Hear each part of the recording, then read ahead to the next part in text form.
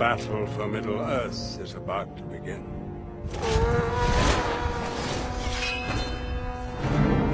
So it begins.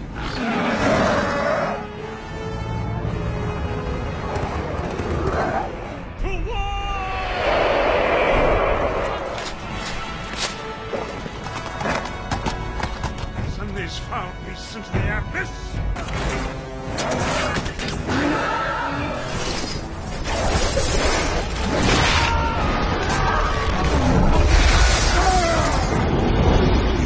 It's my power.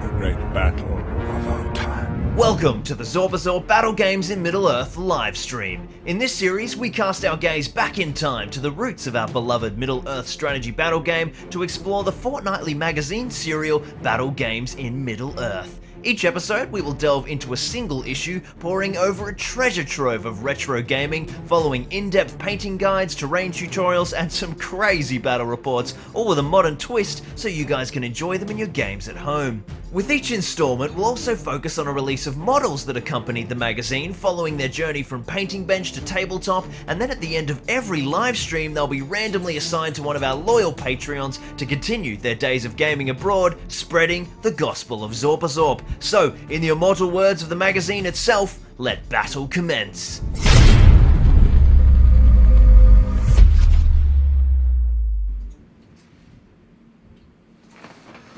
Welcome to Zorpazorp Gaming, my name's Lachlan Linton Keane and welcome to a very special stream right here on the main Zorpazorp channel. Yeah, we got something pretty awesome today. It's the final stream of the year, it's our Christmas celebration and it is Minas Tirith.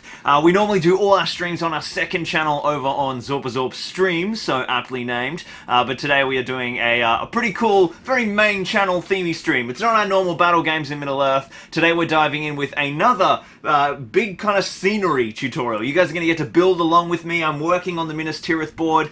I've got so much to do before the end of the year, and we are diving into the city streets today and doing some really cool stuff. We're laying down some roads, we're working on building foundations, and you guys get basically all the stuff I'm working on now is quite well down the line of the next video, so you're getting a pretty serious little sneak peek here, which is going to be wicked. We did a scenery stream last fortnight, which went really well on the second channel, and so I thought for our final celebration I'd bring it over here to main. We've got 100 people joining us already. Good morning, everybody, no matter where you're watching from around the world. Hey, Joshy Summers is in. Right, now I've set up this excellent new... Look at this, I'm over at the desk for a start. The camera's in a new position. We're very well rigged, but that screen is way too far away for me to see in the chat, so let me just drag it a bit closer. There we go. Now I can read you all. Hey, this is brilliant. I love this setup. I should stream like this every time. Who have we got joining us? Oh, I've got no mouse. My mouse is at the computer. Alright, let's fix that. Is the mouse lead long enough? Get over here. So I hope everyone's doing well. We've got, yeah, lots and lots of epic Gondor stonework stuff. We're going to be using texture rollers and modeling compound to lay down some roads. It's going to be very fun. Hey, Shifting Lance is in. Hey, Gerard. How you going, mate? We've got heaps and heaps of friends joining us. I'll come and say good morning to the chat in just a second. Let me bring this mouse over. That's my Slack lead. There we go. Where's it gone? Other side. There we go. Alright. I have a mouse. God, there's so many people joining us. Good morning to everybody. We've got Jessica's in, Harry's in, Tuin's in, Dirk. Good morning, Dirk. I haven't got your Gandalf nearby. He won't be able to say hello on the walls just yet, Dirk, but he's looking fine. He's going to be in a sexy little battle report soon as well. Federico's joining us. Why am I not wearing my glasses? It's all out of focus. Hey, there we go. Akalizi, welcome. Surprised I didn't miss the stream. Yes, we're on main channel today, not second channel. We'll see if that was a good idea after the stream. Tuin says, I was trying to convince the girlfriend getting into watching Lord of the Rings watching all of the Lord of the Rings extended with me over Christmas when this popped up. Look, I mean, this is... I can make a case for you if you like. Do it is the answer. Get into it. Maybe it isn't the first time they've watched Lord of the Rings, because maybe sitting them down for the entire extended run isn't the best way to start, but we'll see how we go. Georgie from upstate New York, how are you, mate? Matty Dishner's tuning in. Hello from Virginia. We've got, is everyone equipped with their new Zorpazorp merch? Thank you very much. Who said that? You need a shout out. Wolf Trem, you legend. We've got some new threads on today. And I've actually added some new lines to the merch as well, which are really, really special. They're getting properly announced in the next video, but they're up on the store now. The merch link is down in the description below, and they are so cool. Way better than my you know, just like the classic logo. They're very, very special. The classic, I like the logo though. It looks pretty sick on camera, but they're all good. They're all good, but some excellent new stuff down there. We've got someone has tried to use Google Translate to put in some Elvish. El sile erin ilo giovaned vin. I don't know what that says. It's something friends, well met. I think it's well met. It's like the formal when you're well met friend, maybe. No, I think it's Sindarin. Elvish is getting scrappy, boys. I used to knew that. Just as the intro gives her chills every time. Yeah, it's a pretty spicy little cut together. I wanted to do a special Minas Tirith intro, but I sort of forgot about it and remembered at like 2 AM last night. Decided I wasn't going to do that. 20 years of Lord of the Rings, says Dirk. Yes, I mean, in a way, this could be our 20th anniversary. I had like some amazing stuff planned for the 20th anniversary of the Fellowship of the Ring, but I was flying over to New Zealand, doing a bunch of really, really cool stuff. And the border has not opened, so I can't get there. So I've decided to just keep those plans for the 25th anniversary, because I'm going to be living there by then, and I'll still do them, so I won't spoil them. But oh man, it was awesome. That's okay. You know, we've got to finish Minas Tirith instead, which is well worth it. Oh, good. Ten says she has seen them before, but a while back. Nicholas is joining us. We've got Way Up. We've got the stream refreshing, so I just lost all your messages. There we go, they're back. Thane Wargaming says, I haven't ever joined you live before. Welcome, Thane. We're doing scenery today, a big old section of carving and roads and paving. We've got Hudson, Maine from the west coast of the US. Jazzy Payne, of course, from, I think, Jazz, you're down in Victoria, aren't you? Or Sydney? I think you're in Melbourne. We've got 44 Eleanor. Good morning. Excellent spelling of your name, just like the flower in Lothlorien. Green Tree says hello, peoples. We've got Chase Weedu from New Zealand. Good morning. My future home. Very soon. Well, not super soon, but very soon. Less than a year, hopefully.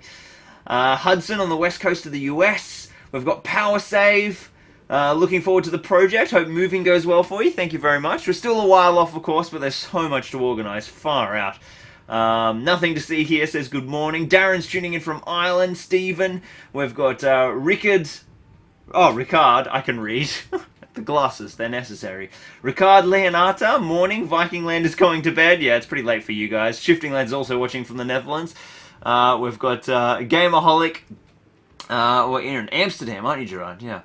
Gamerholic says, hey Lockie, been a while since I caught a live stream. That's because they've moved to the second channel, so make sure you go and check out the second channel, Zorpazorp streams. That's where all our fortnightly streams happen. The special ones I like to bring back over to the main channel, mostly to remind you guys that the second channel exists, if you haven't realized. And also, when we're doing big sexy terrain stuff, like this is so in tune with the main channel content right now, so it's pretty perfect, I think. Great Night Gaming says, good evening from Hampshire in the UK. We've got Campaign Terrain. Jason's watching from Italy. Mason Lexi, of course, from Melbourne. Lee Ben Bulldog says, good morning. Jeremy, you've got earliest stream I've been on. Yeah, nice work. It can be tough to get in on time, especially if you're an Aussie early in the morning or UK late at night. But that's like the only spot that works for everyone. 150 of us tuning in now. Stream is exploding. Harry, what did you say? I saw your message. Where did it go? Harry, where are you? Joshy's painting Black Riders. Very nice. I could see my Black Riders, my whole army up there. I don't know what to do with it. I might have to sell it. Because, like, moving to New Zealand, right? It's such a thing of, like, minimalism. You gotta... anything that is brand new in box, there's no point taking it. So I just have to sell it and then rebuy it later if I need it. Yeah, I just got rid of a lot of my 40k that I've sort of been hoarding. heaps of Indomitus box sets, and or like kind of like the leftover bits and pieces I pulled together. And anything that was brand new, that went. So that's gone. I've like all my Star Wars Legion surplus that I don't need for the rest of the first campaign. It's all brand new in box, so that hasn't sold yet. So it's on Marketplace. Someone buy it, please. Get it out of my house. So, and soon I'm going to have to sell like a heap of Middle-earth minis because I don't want to ship them. I can buy them again when I get there, but it's just like not worth the cost to post them. I might as well rebuy them. So it's tricky. There's just so many little things you don't think of. Dan's watching from Greece. We've got, hope someone's sending me a message. Is this because there's something is not working on the stream? I always check when I get them. Hey, Ryan! Ryan says, good morning from 2 clicks away. Yes, literally about 17 houses down the road. Ryan is watching this morning. We've got Dan watching from Greece. Green Tree says, I can't normally watch live due to my early starts, but I've just started my Christmas break. That's what we like to hear. I think a lot of people might be breaking on Monday. I'm not. I have to wait until... I'll be working on Thursday, I think. So Christmas Eve will be my first day off, I think. We'll see. Maybe I'll get to start on the 23rd if I can get everything done, but I just don't see it happening. We've got 71 games from Portugal, Vim from another one from Belgium. We've got, hey, Jackson's watching. Good morning from the Gold Coast, Mr. Suresana. Hey, dude, how you going? Oh, boys, glasses back on. Oh, look, it's sharp. 9 PM in the UK. Fantastic. That's good. Not too late. Slovakia, says Matty D. Nice work. Ohio. Well, we're up to 200 of you guys. Now, remember the rule. I'm not allowed to turn the stream off while there's over 200 people. So if you guys keep this kicking on, last week I had to stay on the stream for like 3.5 hours because there were too many people watching. Bledsoe says Baruch Kazad. Harry says preaches minimalism. Anyway, let's build another massive fortress. Yeah, very true. Obviously this isn't coming with me though. All the Minas Tirith stuff will be staying here in Australia so that I can fly back and run all the events. I've committed to taking 0 minis in my planned New Zealand move, says Bo. Yeah, that's fair. It's going to be tough. I mean, all of these guys have got to come. I've got about 17,000 points of heresy between 3 legions. So all of that's coming. And then I'll probably take my favorite Middle-earth army. So that'll be my Rohan. I'll take all my Rohan with me. And... like a little bit of my Angmar, but a lot of my Angmar is new in box. Like I've got like 30 metal wargs, so I don't think I'll take them. I think I'll just sell them and buy them back later down the track if I need them. Of course, they were made to order. Oh, I don't know. I've got like a half-built Moria army. I honestly think I might only take Rohan and Rivendell. I've got some Rivendell bits and pieces I'm not letting go of, especially as some of them are Christmas presents from my lovely wife. So I'll keep my Rivendell army and my Rohan army and maybe my Angmar, but everything else is gone for now. There's a few conversion bits, like my special Easterling Cav for my Wayne Riders army. I'll sell the Khand component, but I'll keep the Easterling component so that I can just buy the Khand back and finish it off. Lots of stuff. What do you make your scenery out of, Jeremy? Extruded polystyrene foam. It is rare as hen's teeth again in Australia. When it was at Bunnings, super cheap and super available, I spent like probably $600 on foam and stuck it in my storage unit. And I'm almost run out, but I'm leaving the country, so not a problem I'll have to solve, luckily. Lockie Thane says, are you planning any 40k videos for the future? Not 40k, but we have a massive Heresy campaign that will be unfolding when 2nd edition decides to, you know, appear, so that would be pretty sweet. Greg says 17k, that's a lot of heresy. Yeah, I've got 5k in Word Bearers, 5k in Ultramarines, 4k in World Eaters, which I haven't picked up yet. Got to pick them up from a mate down in Sydney. I've got a couple of Imperial Knights, and my Vostrian army I use as Imperial army, so that's got to be finished. And then, yeah, I think, and some Adeptus Mechanicus, like a couple of squads, which need to be finished. Zama says, hey dude, thanks for all the inspiration. I'm starting to do battle toppers for my local community. That's fantastic, dude.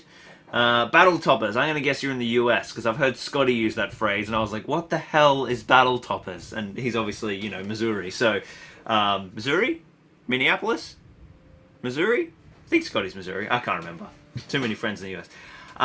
Steven says, looking forward to the Heresy. Yeah, it's going to be crazy. Yeah, I've got 5k Heresy Ultramarines. Oh, yeah, there you go. There, and you can't see them because they're on that shelf. You can see some of my word bearer's armor behind me. All the ultramarines are there and there, which I don't think is on camera. Oh no, you can see them a little bit.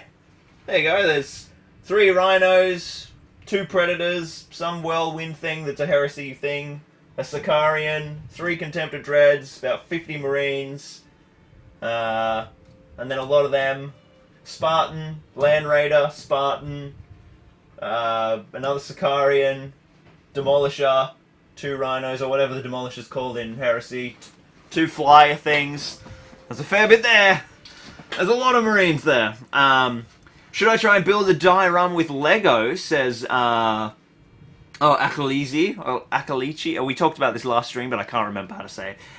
It was, Oti Oti has made an amazing Helm's Deep diorama using Lego.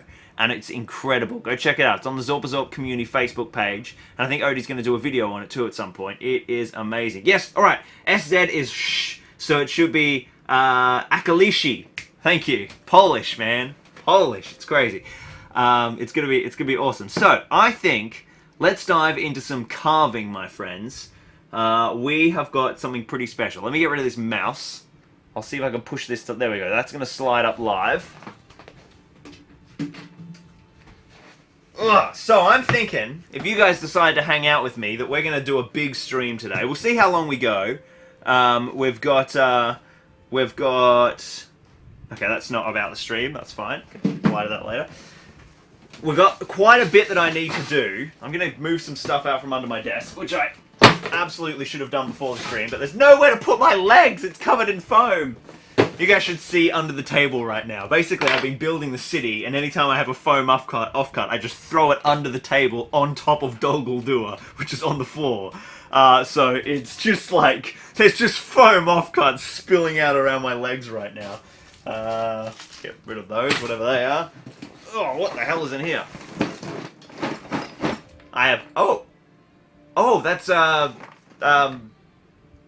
plaster molds, rock molds. That's what it is. Okay. There we go. Somewhere to put my legs. That's better. So, get out of here. Airbrush compressor, fire out. Okay. I'm a bit wider than I used to be, apparently. So, what we're going to do today is we are going to start working on the actual streets of the city.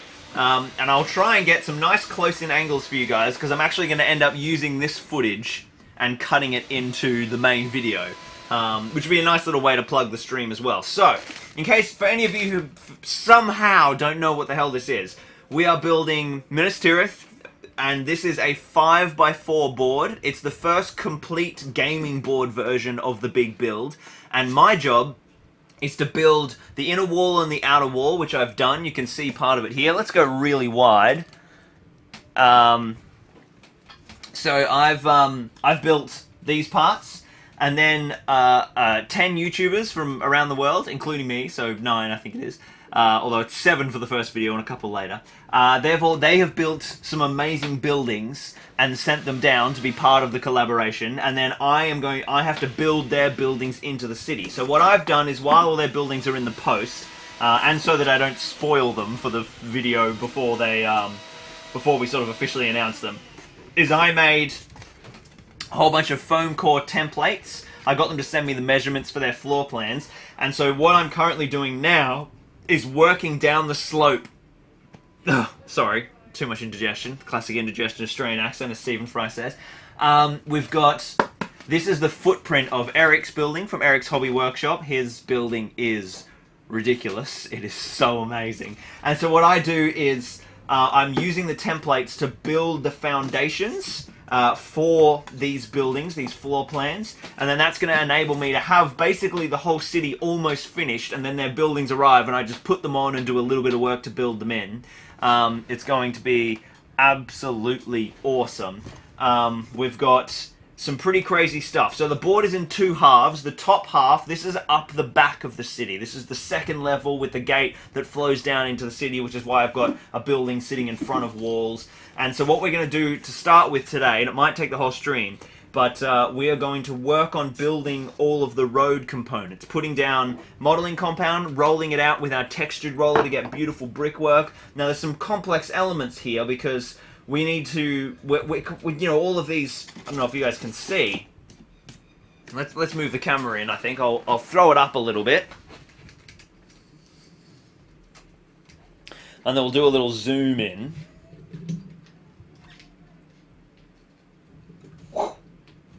So there's all sorts of layers here and different little terraces and ramps and kind of sloping areas, and getting, you know, if I just glued this all together, I wouldn't be able to get the texture roller in there. So what we have to do is, I've carved it all without gluing it in. We sort of pull it all out, put down a bit, roll it down, carve it, get it perfect, glue the next section in. And so it's kind of quite a process, really, to get this all happening. Did I actually glue that? I don't know. So this is what we've got. It is going to be absolutely awesome. And then this building sits here, and so there's another building that sits here from Dave from MS Paints.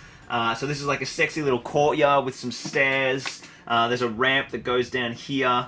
This section here is actually like a huge arch that the thing goes under. I've just got that hole for a single continuous floor plan.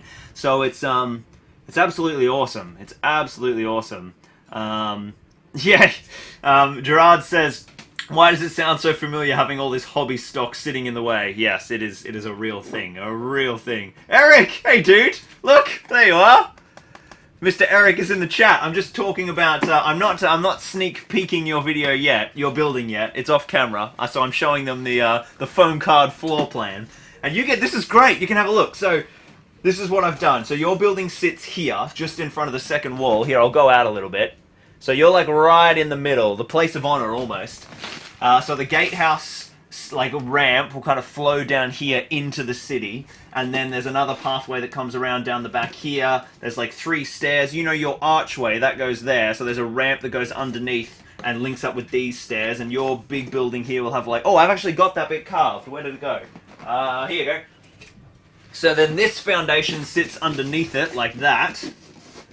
And then the road keeps coming down on an angle and sweeping around the front, and it links back up with this part of the road. And then Davy's little building, one of his 3 small buildings, sits here, and you guys become like this section right underneath the sexy battlements. And I think I'll string up some banners between your building and the walls, like, you know, sexy Gondorian banners hanging down or something. It is going to be sick. Yeah, that's it. I'm teasing them. I'm teasing them. I'm giving them a little floor plan. I'll reveal the building brick by brick layer. It's gonna be awesome. Oh, someone at the door. Ooh, smoothie. Thank you very much. I'm over here today. Yeah, no, I was just making sure I wasn't in it. Yes. No one needs to find my frames. Find your frames. Yes. No one needs to timestamp Larissa. No. Oh, I shouldn't say that. Look at this. Now people are gonna try and do it. Yeah, foolish. Smoothie delivery. Look at this beautiful smoothie yumminess. Mmm. Oh my god. There's 300 people watching. Hello. This is working. Alright. That's Oh, you want something, honey? I can. 1 second, I'll be back, guys.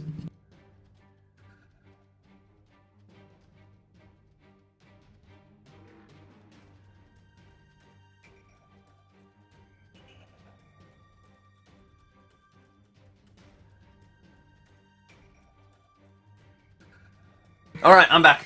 The missus needed stuff. I dare you to do the Blizzard challenge on that smoothie. What's the Blizzard challenge? Alright, Jess, we'll see you in a sec. Good night, Stephen. Thanks for watching.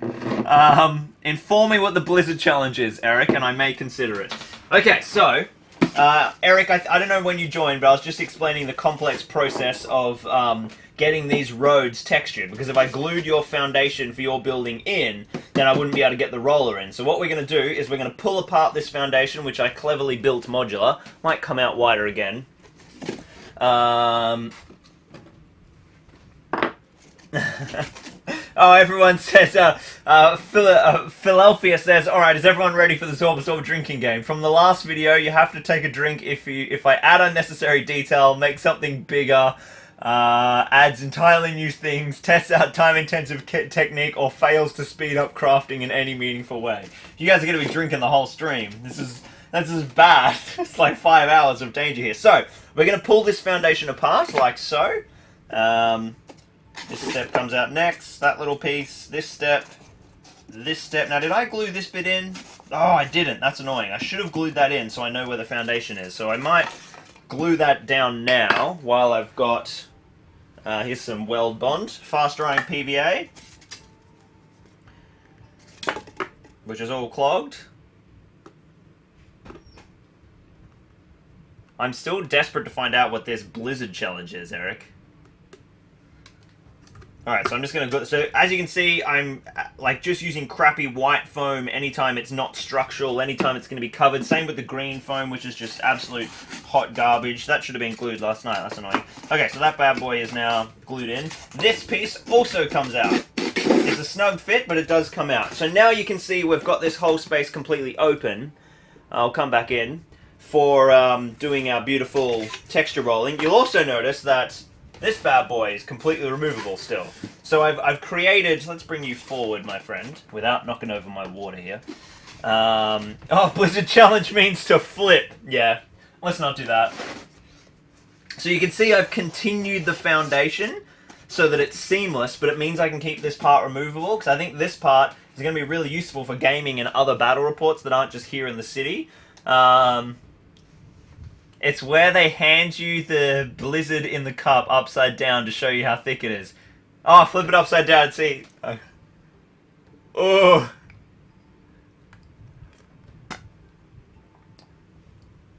No, it's gonna go. I'm not doing it.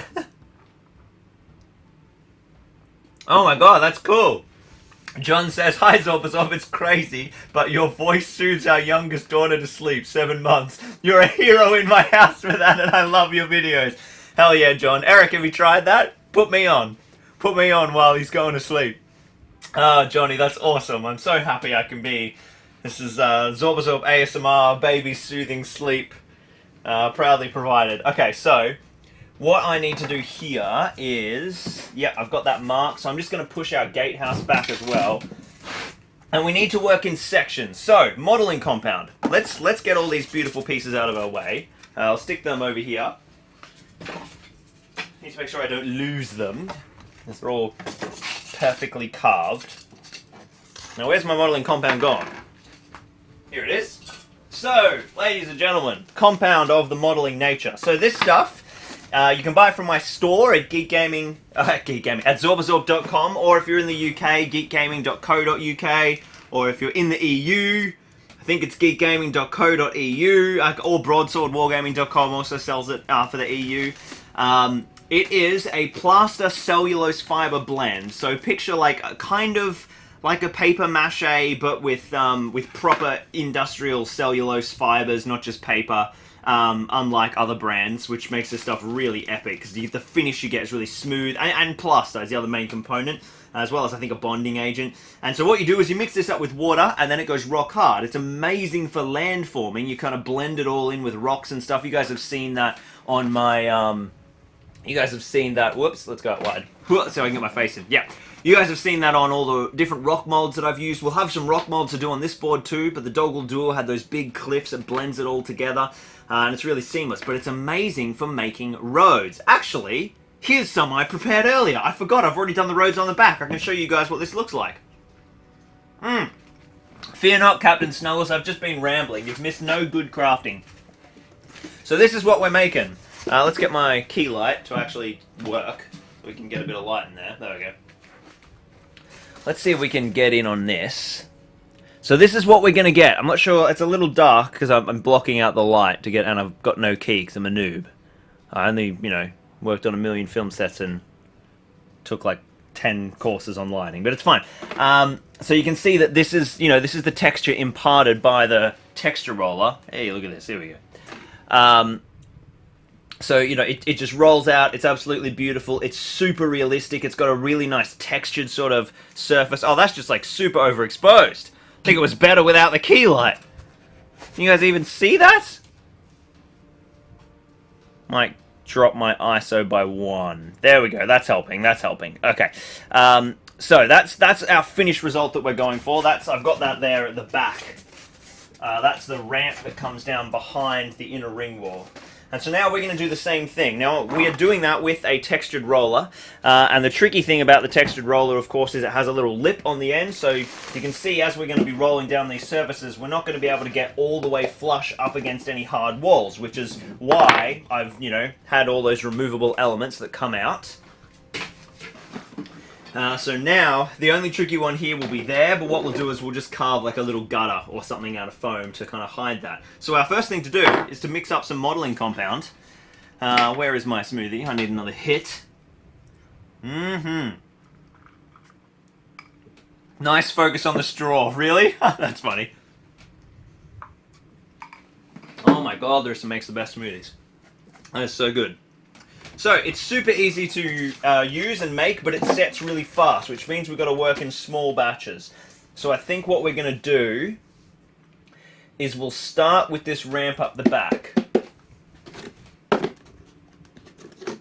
Yeah, it's awesome, John. We've got heaps of people tuning in. Nearly 300.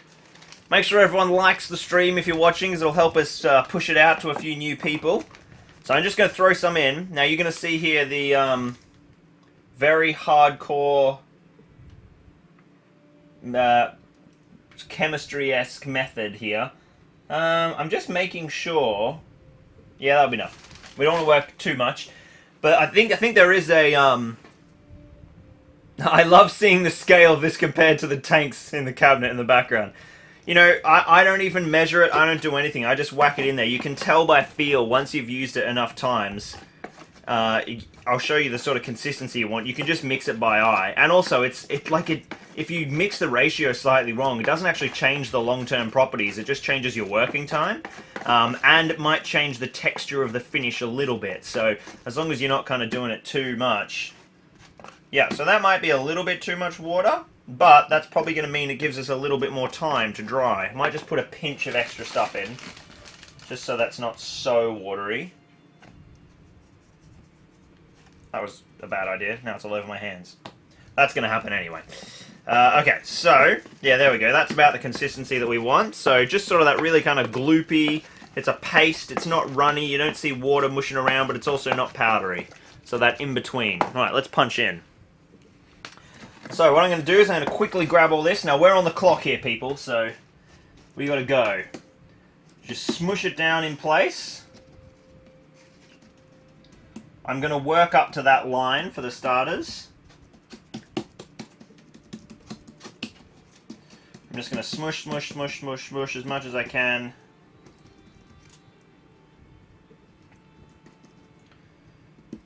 And then I grab my little... Oh, there's heaps left in here. This is such a satisfying thing to do on stream too, I think. Hopefully you guys will enjoy watching this. Because it's like a process that happens really quickly, and you can sort of all of a sudden feel like you've done heaps. So then what I'm going to do is sort of really focus on not just leveling it out, but also thinning it out. Sort of like a little trowel here with the side of my thing. Flatten that bad boy out there as well. And don't be too alarmed, like, the sections are so easy to blend. You just put some more modeling compound down, and it's not a big deal at all. So I'll try and get down to this foam layer. Now these are probably like the most complex shapes I've ever tried to do this process with. So you guys are going to be sort of watching this with me, and we're experimenting a little bit here. So that's enough of our compound down. Have we got any more? There goes a little bit there. Just jam into that corner so I'm finishing on a semi-straight line. Alright. Now if we go too soon, I've got my texture roller here. I'm going to wet this. You can use any texture roller by any brand. Make sure it's wet. If we go too soon, it will start to rip up. So let me show you what happens if we go too soon, and if it works, I'll just roll with it and pretend it was awesome. So we get the roller in. Let's make sure you guys can see. Tell you what I need. I need a paper towel or something for drying my hands so that I can adjust the camera really easily. Here, I'll move it by the tip of the lens. There we go. Might come in a little more. I hope I'm not blocking the view with my hands, but we'll see. Here we go. So then we're going to roll down, putting quite a lot of pressure on. I'm supporting the underneath because this is a pretty floppy piece. Now you can see that I'm definitely imparting a texture. This looks really, really good, actually. And even the roller is adding that. It's sort of smushing it out more. I'll continue this down. I think we need... And then you can just like go in and be like, alright, this section's not detailed enough. Just go and texture in a little bit more there. And you can sort of like force re-roll parts to blend them a bit better. That's worked really well. There's a fair bit of moisture in and around there. I might just soak that up with some paper towel. See if I can get to my paper towel without pulling out the camera cord. Or the HDMI. Alright, have I still got signal? Yep, that worked. Music's playing and everything, isn't it? Yep, should all be all working nicely. Let's soak up a little bit of this extra moisture. And you'll notice that like sometimes the moisture pools on the top of the plaster that you're working on. That's not what you want, because you obviously lose all that detail.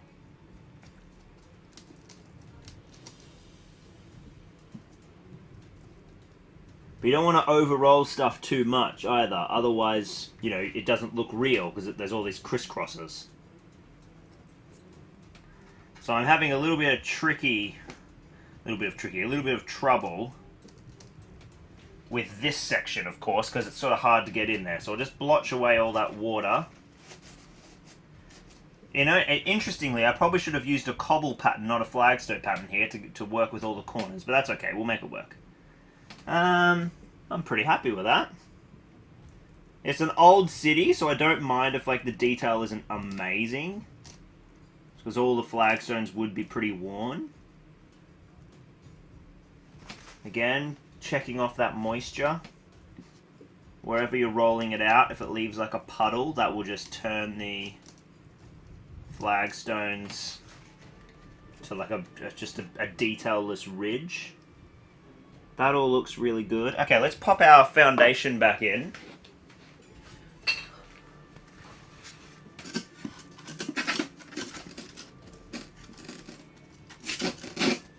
Alright, so the foundation is in. And now I know I need to kind of... Oh, that's right, this is meant to be covered as well. So I'm going to have to do a touch-up job here anyway, so that's okay. But that's looking solid. I think that's definitely good enough for that section.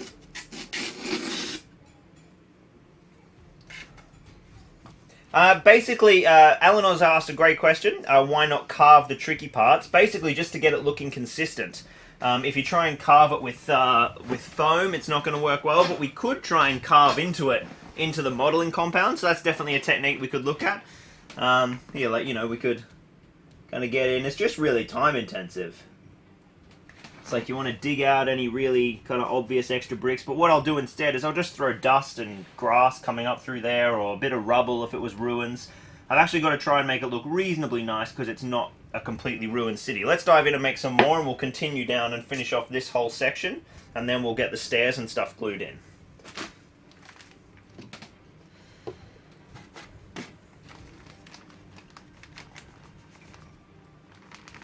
So small batches of the way. We don't want to mix more than we need here. Have you ever designed your own texture roller and how to produce? No, I mean, it's an awesome idea for merch, but I'm not really aware of how they're made. I think they're 3D printed. Some sort of combination, but yeah, that'd be fun. Should partner up with a company and design it and then get them to make it. That'd be great fun. Having like the Zorpazorp signature range of texture rollers.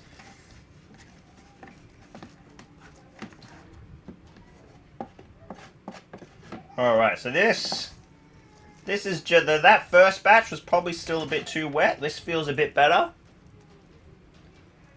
So let's smush this down. Ooh, is that too dry? We'll see. I might be changing my mind on that. Because you do lose a bit of malleability if it's too dry. Yep, that's too dry. Let's put a bit more water in.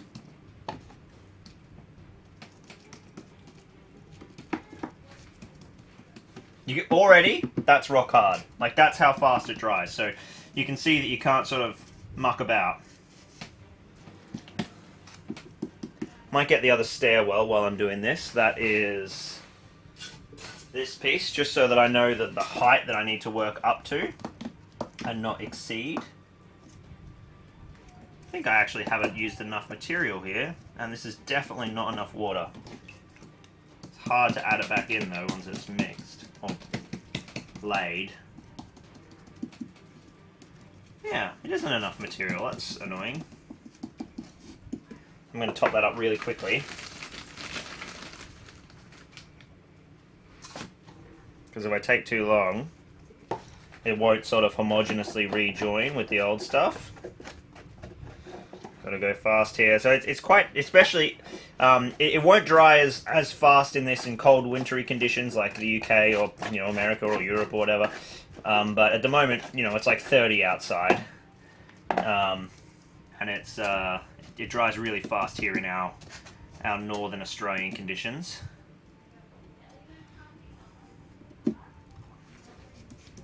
Like, that's already firming up. Not firming, but it's it's doing its thing.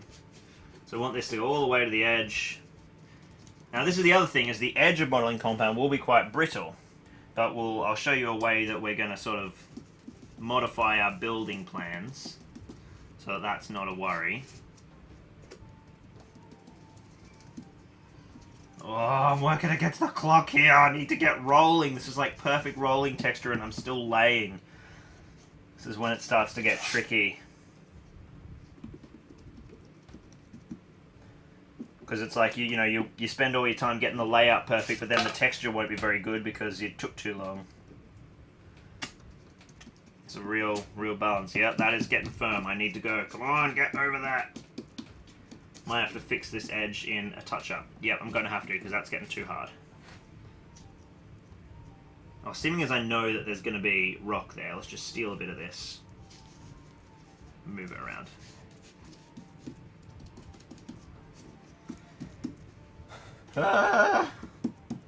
Okay, so this is a lot firmer and smoother than what we did last time with the roller, so let's see what difference that makes. So we want to keep our rolling angle consistent.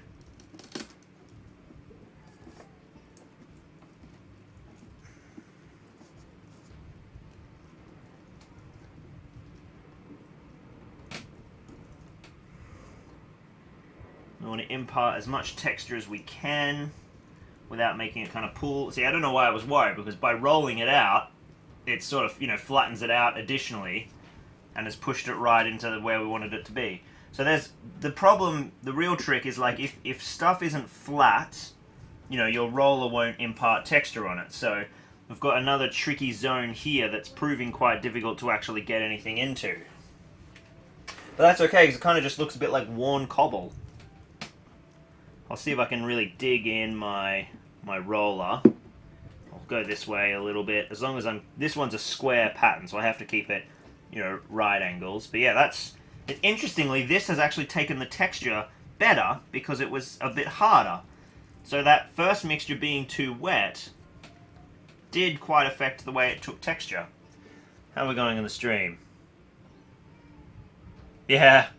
Larry says, for those wondering about the Aussie weather, it's 8:45 in New South Wales and hitting 30. Humidity is high also. So think about walking through sweaty soup. I couldn't agree more, Larry. That is the perfect way to sum it up. That looks absolutely awesome. And then, once it dries, I'll clean up that edge. Oh, let's get our stairs in and make sure that goes well. Yeah, that'll be fine. I'll be able to trim that back and then cut that in. So that is absolutely superb. So now I've done those painful sections, what we can do now is glue in our foundation component and touch up. So let's do that. Get rid of some rubbish that I've got around here. Why is my bin out of reach when I'm doing modelling compound? Foolish. So this bad boy now gets to be glued in. So we'll throw down some Weld-Bond PVA.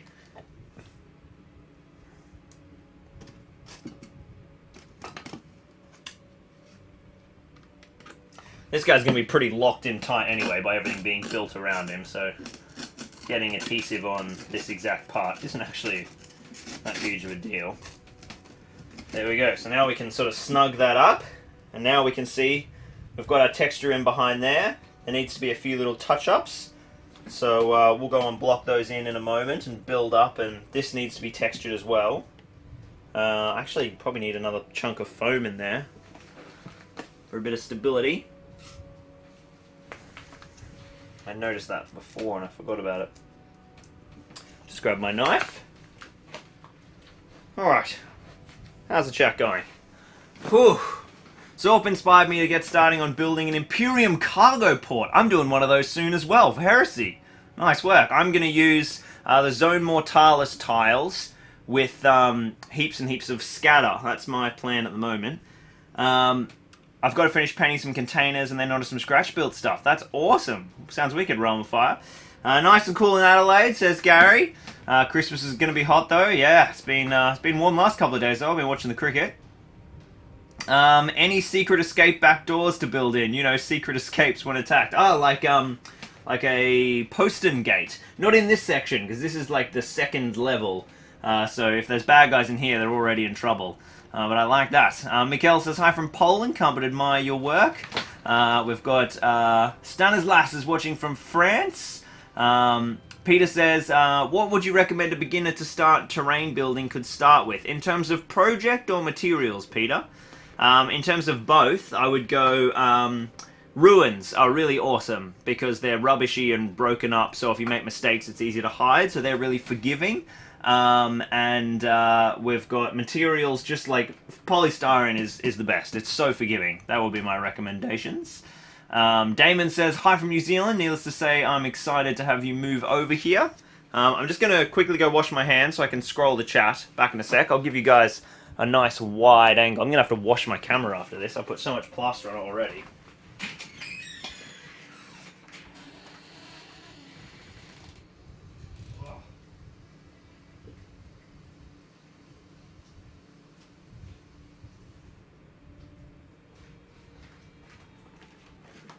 Alright, Bakaruni. Oh, that's better. Clean hands. It's like, oh my goodness. The feeling of the texture on there, it's not something I handle very well. Where's my mouse gone? Come here, mouse pad. Let me say hi to the chat while that dries and my back rests for a sec. Hey, where'd you go, mouse? Where's the mouse? There. Aha, it's back. Alright. We've got Eleanor says, Australia is cool and all, but I hate that too many animals can kill you. Yeah, I mean, there's some gnarly stuff here, but it's not too bad.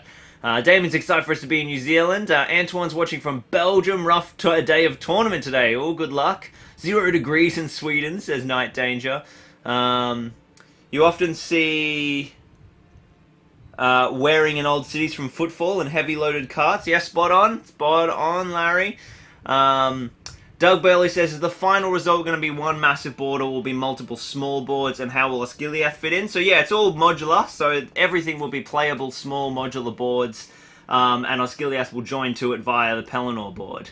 It's gonna be pretty mental. What type of modeling compound is he using? Geek Gaming, John. Geek Gaming compound from my own shop. You can buy it from me or your various regional distributors. How are you feeling today, Lockie, says Jeremy. Yeah, feeling better today, dude. Missed out on a tournament yesterday because I got pretty sick. How long does the modeling compound stay workable? Well, you've seen, like, you know, it's hardening within 5 minutes and hard within 15, so you got to work fast. But that's awesome when you want to do stuff quickly. Like, it's so annoying waiting for crap to dry, so I love how fast it is. Makes me go quick. Yeah, it's a couple of minutes max, says Eleanor. Yeah, it's good stuff. Yeah, I really... Hey, Maxie, how you doing, dude? I really need to do my own texture bowls. That is such a brilliant idea. Alright. Back home, let me have some smoothie and we'll smash on.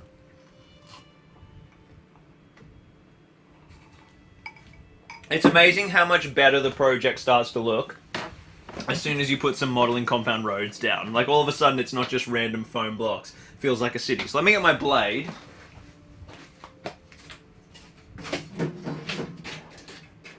Ugh. Where is it? Where's my kniffy? Now I've got a really nice blade in at the moment, so I'm going to take that out. Don't want to waste that, and I'll put in a crappy blade.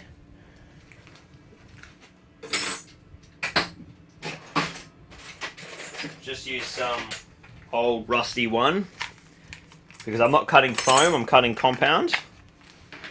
So we don't waste our good blades on compound. And I'll give this little edge a trim. And what I'll actually end up doing, I'll do it same here for the stairs actually. So you can see, you can just carve it once it's dry. And it's a bit brittle, so you've got to be careful as you're carving, but like it's pretty bloody workable. I honestly think it might be the best material invention in terrain making in like, since foam flock basically. It's totally game changing the way it makes realistic landforming easy. Now obviously this edge here is all brittle, and that's the edge of the board, so that's going to get damaged. So we will lay down some foam to fix that in a little bit. I need that bin over here. Ugh. So what we're going to do now is that too... I think that camera works okay. Is this too bright for you guys? I think it might be. Might pull the ISO back again. And let's get it on 35. That's looking better. Okay, so this is done. This guy's been glued in now. We will do our touch-ups, but I think what we'll do is we'll jump into stair land first. So this guy now needs to be able to slot in. I don't even need to glue him. He's just going to wedge, I think. There you go. So that's what we're working with there. So where's our next bit of stairs? That actually is being a bit tricksy in terms of position. Quite a huge gap there. That gap shouldn't have been there. I must have cut it wrong. So that's okay. I'll just brick it up or make a kind of a filler for it. So I can glue that in like that, and then we can work up to it. Where's the other stairwell? Let's get these other stairs in, and then I can really kind of get an understanding. Whoops, that's upside down. Is this on camera for you guys? Yep, good. So this is where these stairs go. So this is the next section that we want to be modeling compounded. So the easiest way to do this might be to just pull the stairs out, put down compound, and then cut it to shape. I think that's what we'll do. So we won't glue any stairs in yet. In hindsight, we shouldn't have even glued this in yet. That's okay, the weld bond will stay sticky for a little bit. So let's make another small batch, quite a small batch for this bit. Add in a little bit of water. Mix this bad boy together. Someone start the stopwatch and we can actually do a timing check.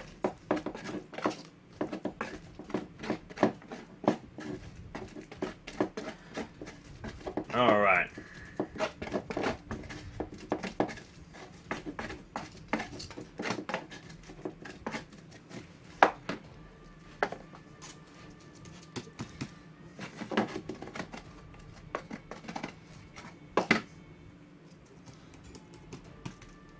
Alright, let's level it out with our stick. I should have ruled down where exactly I needed the compound, because I know it wasn't this whole block, and I know I'm like wasting compound. I know I don't need it that far over, but I haven't mixed up enough. Ah, silly lucky. Yo, I just solve the problem quickly. It's always better to just have a little bit wasted, and rather than be falling short and losing all this time trying to fix that. I'm always out of water as well. I'll have to go fill up my cup in a sec. Well, that was probably too much water. See if I can just get all of this dry stuff mixed in. The other thing is, if you keep mixing your compound in the same tub, it will dry faster and faster, because the old dry bits left in the tub will become a catalyst for the drying. So if you want it to even speed up, that's a good way to help. But obviously, if you don't want it to speed up, you need to change your tubs. But we're fine. We'll be okay. So I've made a bit too much there. So we'll just flatten this out. Now the other thing we can do is we can change the textures that we're using. I've got different texture rollers. So this is a nice little isolated section. So I think I'm going to give it its own little little print. I'll grab my texture rollers and we'll have a look at what options we've got. Of course, I should have done this before I laid the compound, because now we're under a time pressure. But anyway, so that goes to there, and this goes to there. So I actually have a fair bit that I still need, but I've got heaps there that's wasted. So I'll just use my knife to break that apart, because it's just wasted there. I know I'm going to end up cutting it away, and I can use that to fix, kind of plug the gap on that side. Alright, that should do the job for us. That's all in a good position, and that is almost ready for rolling. Let me grab some more rollers.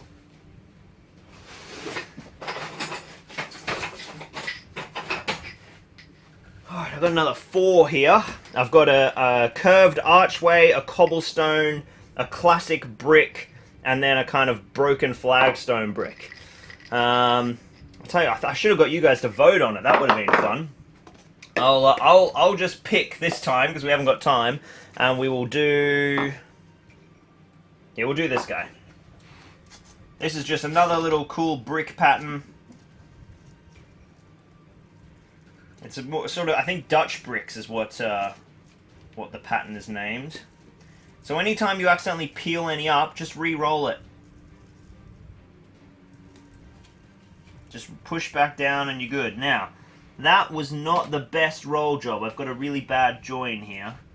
So I'm going to... I think I'll come back and re-roll that whole section. You just got to be really careful when you do this that you don't start imparting 30 textures. But it's soft enough that I'm managing to impart like a whole new texture. In fact, I'm going to do the whole thing again, because it looks really wonky. If I can keep these bricks straight to that stairwell, I'm going to get a really great result. Alright. Perfect. That looks really good. Let's check that I've got enough of everything. Yeah, that'll do. That'll do. Okay. Let's bring this guy down a little bit, so you guys can see. Move the microphone to the other side, and I'll bring this, sorry for all the mess over there, I'll bring this in even closer. There you go. So you can see here, these are my 2 roller types that we've used so far, so they do have different textures. I think you can still hear me and everything. Yep, that's looking good. High Risk, thanks for tuning in. Hey, Mikkel. We've got, what's been going on so far, says Mikkel? Laying texture with these rollers here, my man. Oh, now I've still got, see, look at that. That has already gone rock hard. That was my leftover stuff. That probably doesn't have enough texture to sculpt. Well, what I can do now, though, is I can throw in this. It's already got its glue on it. Push that all the way down. And then we can use this little leftover bit to kind of bulk out any parts that I needed bulked out. Which was... see if I can just rescue it with a bit of water. Sometimes it's gone too far and you can't pull it back, which yeah, I think it has in this case. I need an offcut of foam here. Have I got one underneath that's the right size?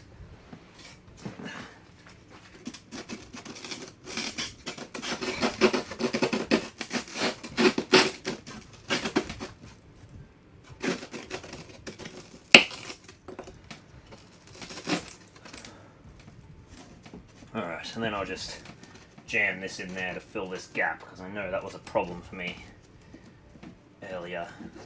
I forgot to fill it. There we go, see? Wasn't even that wasted in the end.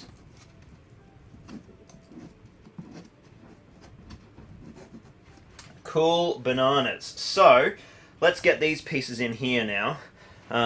See if I can improve this camera angle. No, that's actually pretty good. That's perfect. So now we've got these stairs to go in. which will be the next thing to go in. So let's need to trim a little bit more here. I think that's what's creating this angle problem I'm having. So you can see how hard the compound has gone now. Yeah, look at that. There we go. We're not forcing a weird angle now. So, yeah, that can actually just go straight down onto that, I think. Or should I trim it? I think I'll give it a little trim. So I'll just cutting sort of on the angle, marking a line,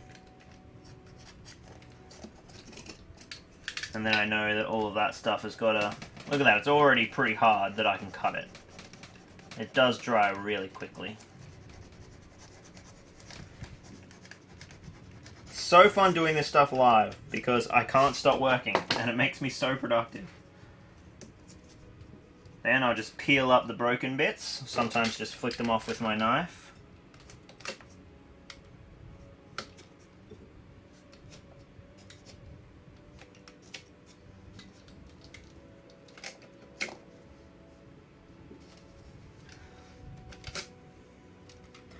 There we go. And then that can just slot in like that. Oh, it's a thing of beauty. Let's get some glue in there. Yes, there's going to be things that we need to touch up, as always. Love the tile, says Peter Kelly. I've got so many people tuning in still. There's heaps of you guys. Awesome to have you here on the streams. It's really so much fun. Gets me so motivated. Alright, sliding in that bit of glue. And there we go, we got another piece. I'm just going to jam this spare glue I've got in there.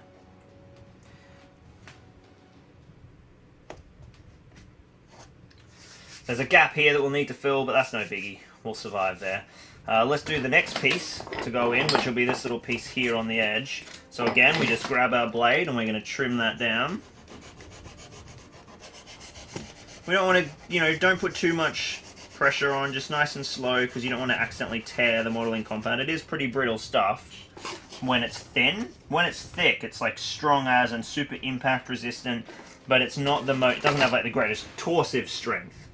So rotational forces, like a sawing blade, can make it chip and fragment a little bit. If you're not careful. Most of the time it's fine though. So that has actually that's now a little bit too high. Interesting. Interesting. What we're going to do first of all is I'm going to saw off here. I'm going to cut this piece. So then I can get that sitting flush, because that needs that. It's actually like the modeling compound layer is a bit thinner than I sort of intended it to be. I really rolled it out nicely, which is great, because it means you get nice even detail. But look at that. I mean, I just cut this piece off, and that's like a solid piece. It's really quite strong.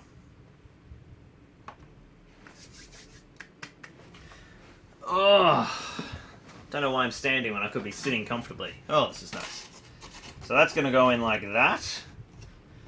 I may need to shave a bit off. Don't really want to do that. I've set all my heights already. I think I'll just have to leave it. And then it'll be the same for this. He needs to come down a little, I think. That doesn't quite work. So I need to trim a little bit off the bottom of this guy. I'm going to take a risk here, and I'm not going to go get the hot wire cutter, because I can't be bothered setting it up right now. We're going to go old-fashioned. I'll change my blade back to my foam blade. Sounds like an Astartes tank. Foam blade.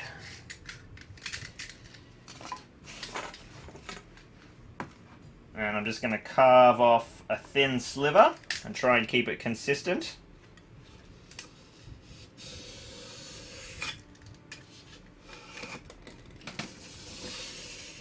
Sharp blade, metal ruler, strong precision. Look at that. Consistent, well, relatively consistent. That was baller.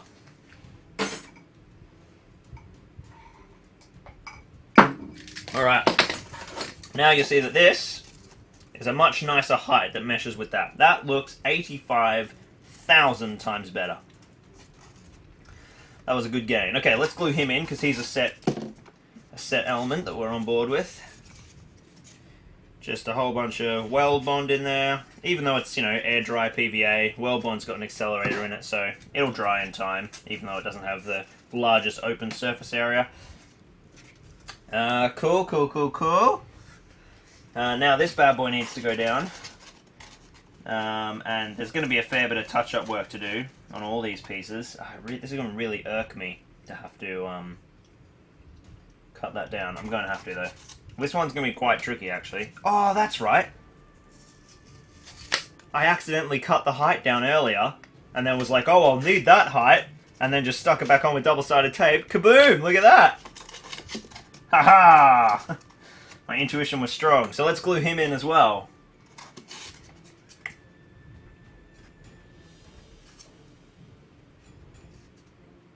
Oh, that's awesome. What a fluke that was. Happy accidents, as Bob would say. Cool, so that is our 3 stairs in. Now we need to start working on the other section. We need to work up. I can't wait to get it painted either. A foam blade is a LARP weapon, says David. Yes, true. Okay. So the next couple of sections are to start working up here. So let's jump on that. I don't know where those pieces went. Aha! So this bad boy goes in here. And this one goes in here. These can now just be glued in. Because they weren't glued in, they were waiting on this piece to be glued in first. So let's swing over there and get in close for that. Oop, sorry guys.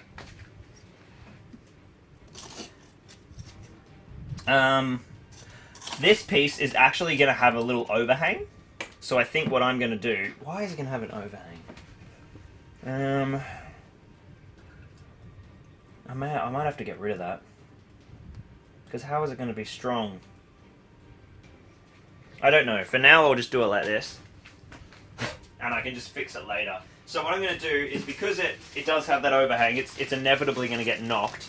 I'm actually going to toothpick this guy in place. Just for a bit of extra strength.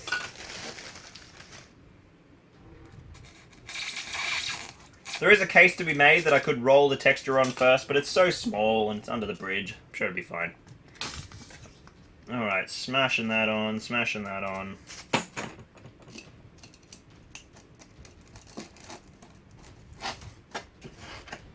Oh, that's interesting. I didn't carve enough of that texture. Oh, wait a minute, wait a minute. Big mistake is being made here. Big mistake is being made. Aha! Forgot about the retaining wall, which goes in here. Goes in the other way, actually. Okay, so let's get that guy glued in. It's like, why is this looking a little odd? There's definitely some patchy jobs that are going to need to be fixed up, but there's, you know, that's okay. Alright, that's in toothpicked. And this piece needs to just go in here. Just glue on like all the sides except the one facing out. There we go. I might even do this. I'm going to get a toothpick and just ram it in there. Joining it into the piece at the back. And then I'll just cut that. Because of course that's about to be covered in compound.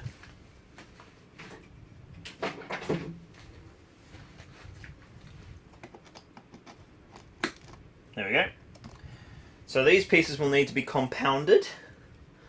Alright, and then that is where our little box goes. So I'll show you how that kind of works. I'll just go back out wide.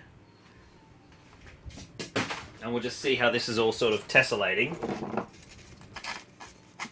Boom. So that'll go like that. And sit in there. And then that is the foundation for Eric's building. Kablamalam, this is looking very exciting indeed. So, our next task is going... Here, actually, that's a good point. Where does that piece need compound to? So if that's sitting square on that and on that, that's all looking pretty good. Let's get my pencil and we'll mark up this so I know where the road actually ends and starts. Because all this is going to be streets as well, of course. So that is the outline of the building. Oh, now this actually all needs to be... Oh, that's true. All of that is overhang balcony. So all of that has to have texture too. So this whole thing should have been solid. What was I doing? Very silly, Lockie. Very silly. It's okay, I'll just fix it like this. Put in a piece of foam bracing and stick in a skewer. And then just fill the rest with compound. This is the film practitioner technique, where stuff breaks on set and it's made of foam, just stick massive skewers on it. Hold it back together. Used to do that all the time in film. Alright. This is coming along. Wow, nearly 300 guys. We're about to break a stream record here. I've never hit 300 concurrent viewers. That is absolutely awesome. Where are you all watching from at the moment? Is anyone crafting along with me? Are you working on anything at the same time? So what we're going to do now is we're going to... I think I will do this little bit of textured ramp work. I'll make a small batch and I'll... Obviously that will pull away. We'll make this and this, but not past this line.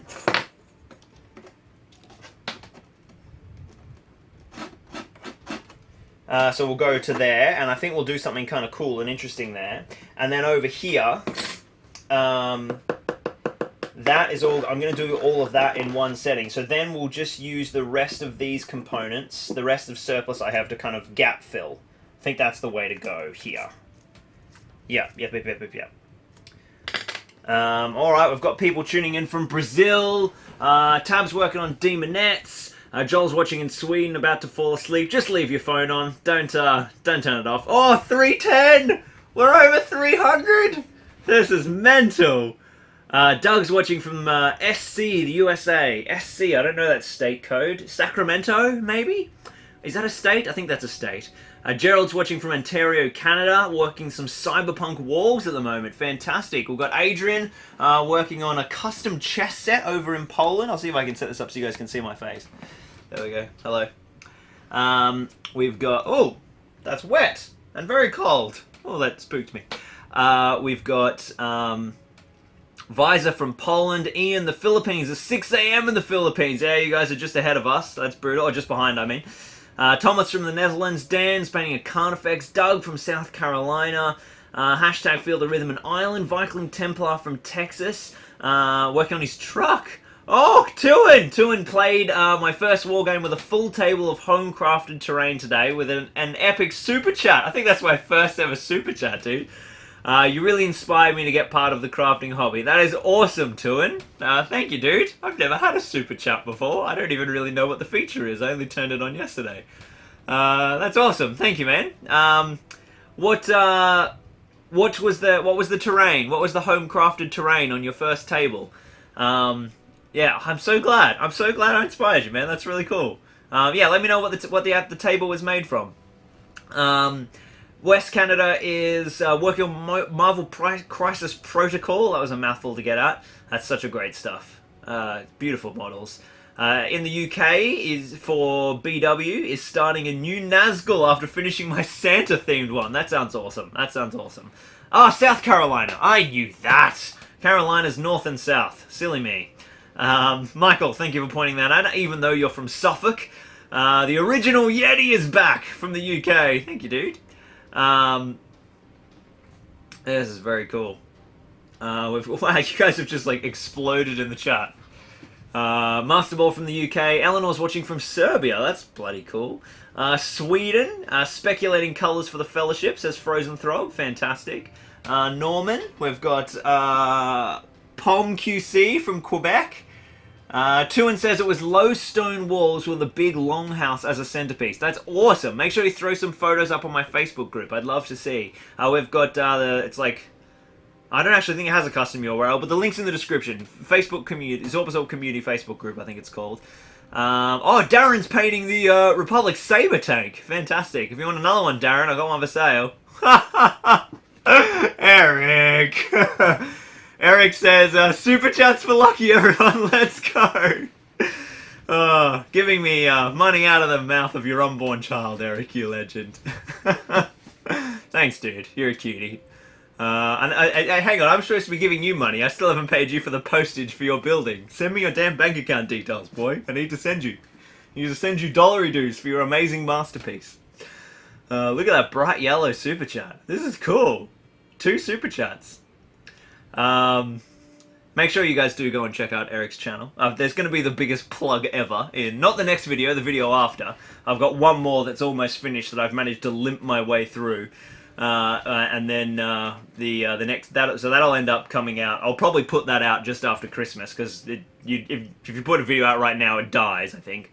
And then I got a whole bunch of family stuff happening this week, so I can't do much work, which is that that happens. That's fine. And then it's Christmas, obviously, and then we're off, and we'll be diving back in the first week of January, and we'll finally have the epic collab. Oh my goodness, it's gonna be awesome. So Eric is going to be one of the stars of that. Look how good it's looking, dude. Can you? I'll zoom in for you. Look at this. This is where your little buildingy boy will sit. This boy will go here. We've got some Dutch brick style stonework in here. This is all dried like rock solid. It's so good now. And that's like some kind of alternating square flagstones, which looks a bit messier when you put it down, but when you paint it, it really, really goes well. And then I'm about to do a few little pieces here, some little pieces here. I forgot that this floor plan, you know how you've got that archway that comes out over the top? I forgot that it needs a floor as well. So I've rebuilt the foundation for that, and I think what I'll do is I'll use a new brick texture now. Maybe. Oh, I don't know. It's hard. It's really tempting to mess about. But I really want this to be the primary texture. So I probably shouldn't have used it here. I probably should have saved it for the main road. But that's okay. It's fine, it's fine, it's fine. It's going to be good. Hey, Joshy Summers, another super chat. He says, I'm getting in on this. He's got the big bright blue. You're a legend, Joshy. Thank you, my dude. It's not, you don't do enough. You don't do enough. You moderate the stream chat. You moderate the Facebook page. And now you're super chatting. Not to mention that I still have, like, so much crap at your house that I need you to post me. But we'll just hold it till I move to New Zealand now. It's gonna be good. Oh, Zachary Knifert! More money to you. Oh dear, oh dear, oh dear, oh dear, dear, oh dear. Zachary says, more money to you. Got to be back into my Necron army a few minutes after about a month or so break. Also trying to figure out how to turn my soda addiction into some terrain via empty cans. Oh, Zachary. Soda can terrain is like my jam. The very first piece of terrain, what did it be? The very first 40k piece of terrain that I made, I definitely don't have it, but I reckon I'd have photos, was like this big bunker that I copied out of a White Dwarf and then made bigger in true Lockie style. And I made like a bunch of power generators up the back by getting Coke cans and tipping them upside down and spray painting them black and dry brushing silver. Can terrain, soda can terrain is fantastic for all things Mechanicus, power generation. It's amazing. I gotta see that. Eric says, I love that you're adding a bit of height. It's gonna look wicked. I mean, it was already super tall. It was already awesome. It goes up to like, nearly the height of the battlements. But I just was a necessity because I've got to start bringing the road down because of the tiered nature of the foundations of the city. So I just had to keep adding like height to the bottom so that I could bring the stairs down behind it. Otherwise, like I'm going to get to the bottom of the board, and yeah. So I think the whole city drops like 8 inches from the gate to the edge of the board. So there's so much pain. Oh my God, Tuan, you guys have opened the floodgates. Ain Comics has jumped in on the action. £5 from you. Thank you, Ain. UK here. Been a Lord of the Rings fan since before the films, which came out when I was 13. Always been fascinated by the miniatures and building some D&D stuff now. That is absolutely amazing. Nice work. Yeah, I mean, it's so I was 9 when the films came out, so it was yeah, it was like the same thing for me. I think I'd read The Hobbit. Yeah, I'd read The Hobbit, and then I saw The Fellowship of the Ring, and I was like, whoa! And then after The Fellowship came out, I got given. Oh no, it was after Two Towers came out. I finally got the 3 books because it was Christmas of. Yeah, that's right. It was Christmas of 2003 when I got all 3 books. And then Boxing Day, Return of the King came out. So I hadn't actually read Return of the King when I saw it either. I'd Christmas Day of 2003. I was like, all right, sick. Thanks for the presents. I'll be in my corner. And I read like the first half of the Fellowship of the Ring all afternoon and all evening. And then we went and saw Return of the King on Boxing Day.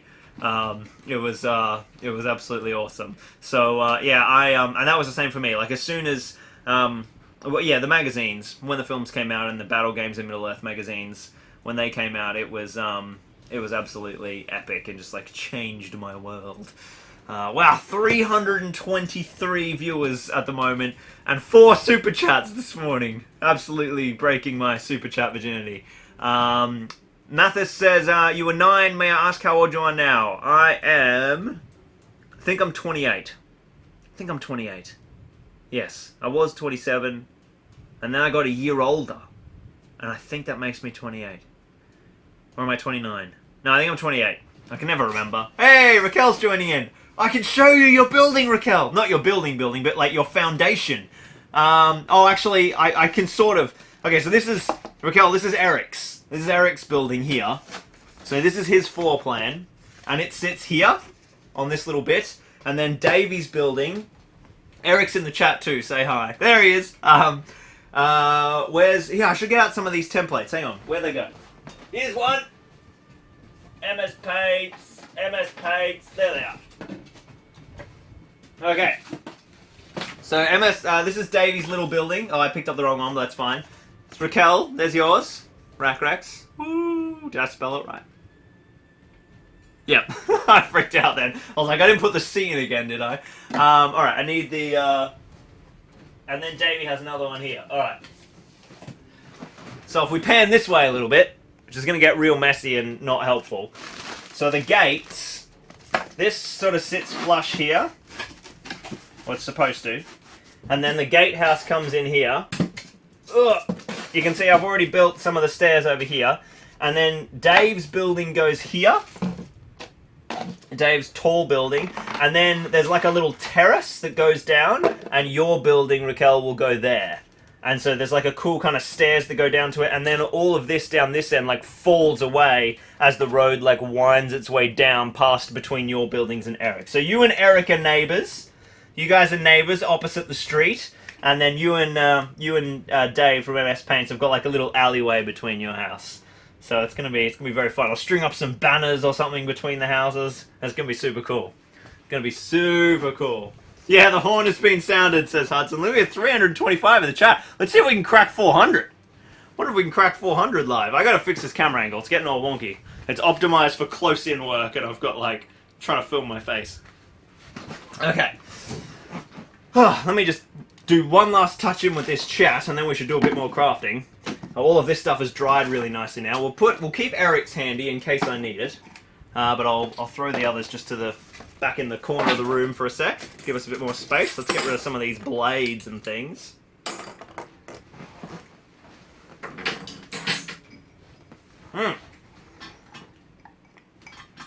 All right. Jacqueline says, pretty sure we're both 93, so you'd be 28. Yes, that's correct. Now, if your name's Jacqueline and you know that we're both 93, is that Jackie? Is that... Are you watching Jackie? Like as in, like Jackie? That would be fucking cool if I know who that is. Oh! The chat's going too fast. I need my mouse. Ugh. So we both be 28. Oh my god, that's so fucking cool. I know who that is. Lockie, have you seen the new Spider-Man? No, I haven't actually. I'm very out of touch with Marvel these days. Yeah, there's too many films, man. I still get the same feeling when that eerie soundtrack hits and the Lord of the Rings logo comes out of the darkness that I got in 2003. Best movies ever. I couldn't agree more, Eric. Can I pin that comment? It is... I can! Look at that. That is life. Rockrex says, yes, show me. Yeah, how good is that? Maddie just turned... That's sick. I'm like still learning how to use all this stream stuff. Maddie just turned 30. Very nice. It's a good age. It's a good age to be. The 90s babies. You would have been 1990 probably, or 91. James, looking forward to more of the new upcoming Made to Order sets. Yeah, we had some big Fellowship of the Ring anniversary stream, and because I was launching this Fellowship anniversary stream, I got Games Workshop to put some extra kits on Made to Order to celebrate. So you know, you're welcome. That's why it was announced this morning. So it's pretty sweet to see those come out. Rakok says hello, Eric, and Eric says hi, Raquel. You guys definitely needed me to read that out. Then we've got... I could not see the first movie in the theatre because I was so young. Instead I went to Ice Age, says Maddie. Yep, Ice Age was solid. Ice Age was solid. The Avengers are here, nice. Oh, we got another one! We got another one! Glitterboy 2098 says, any chance of Easterling Khan or Umbar terrain projects in the future? Whew. Yes, but not for a while. Many of you guys who have watched for a while know how ridiculously far in the future I plan stuff. But I do want to do a...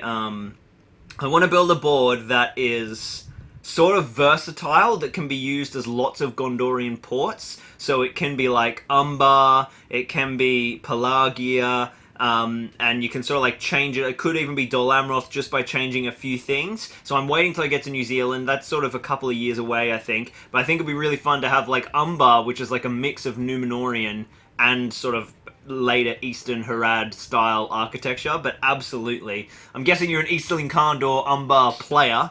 There's probably going to be an Easterling Khan army on the channel before there is terrain, my beautiful Wainrider army, at some point anyway.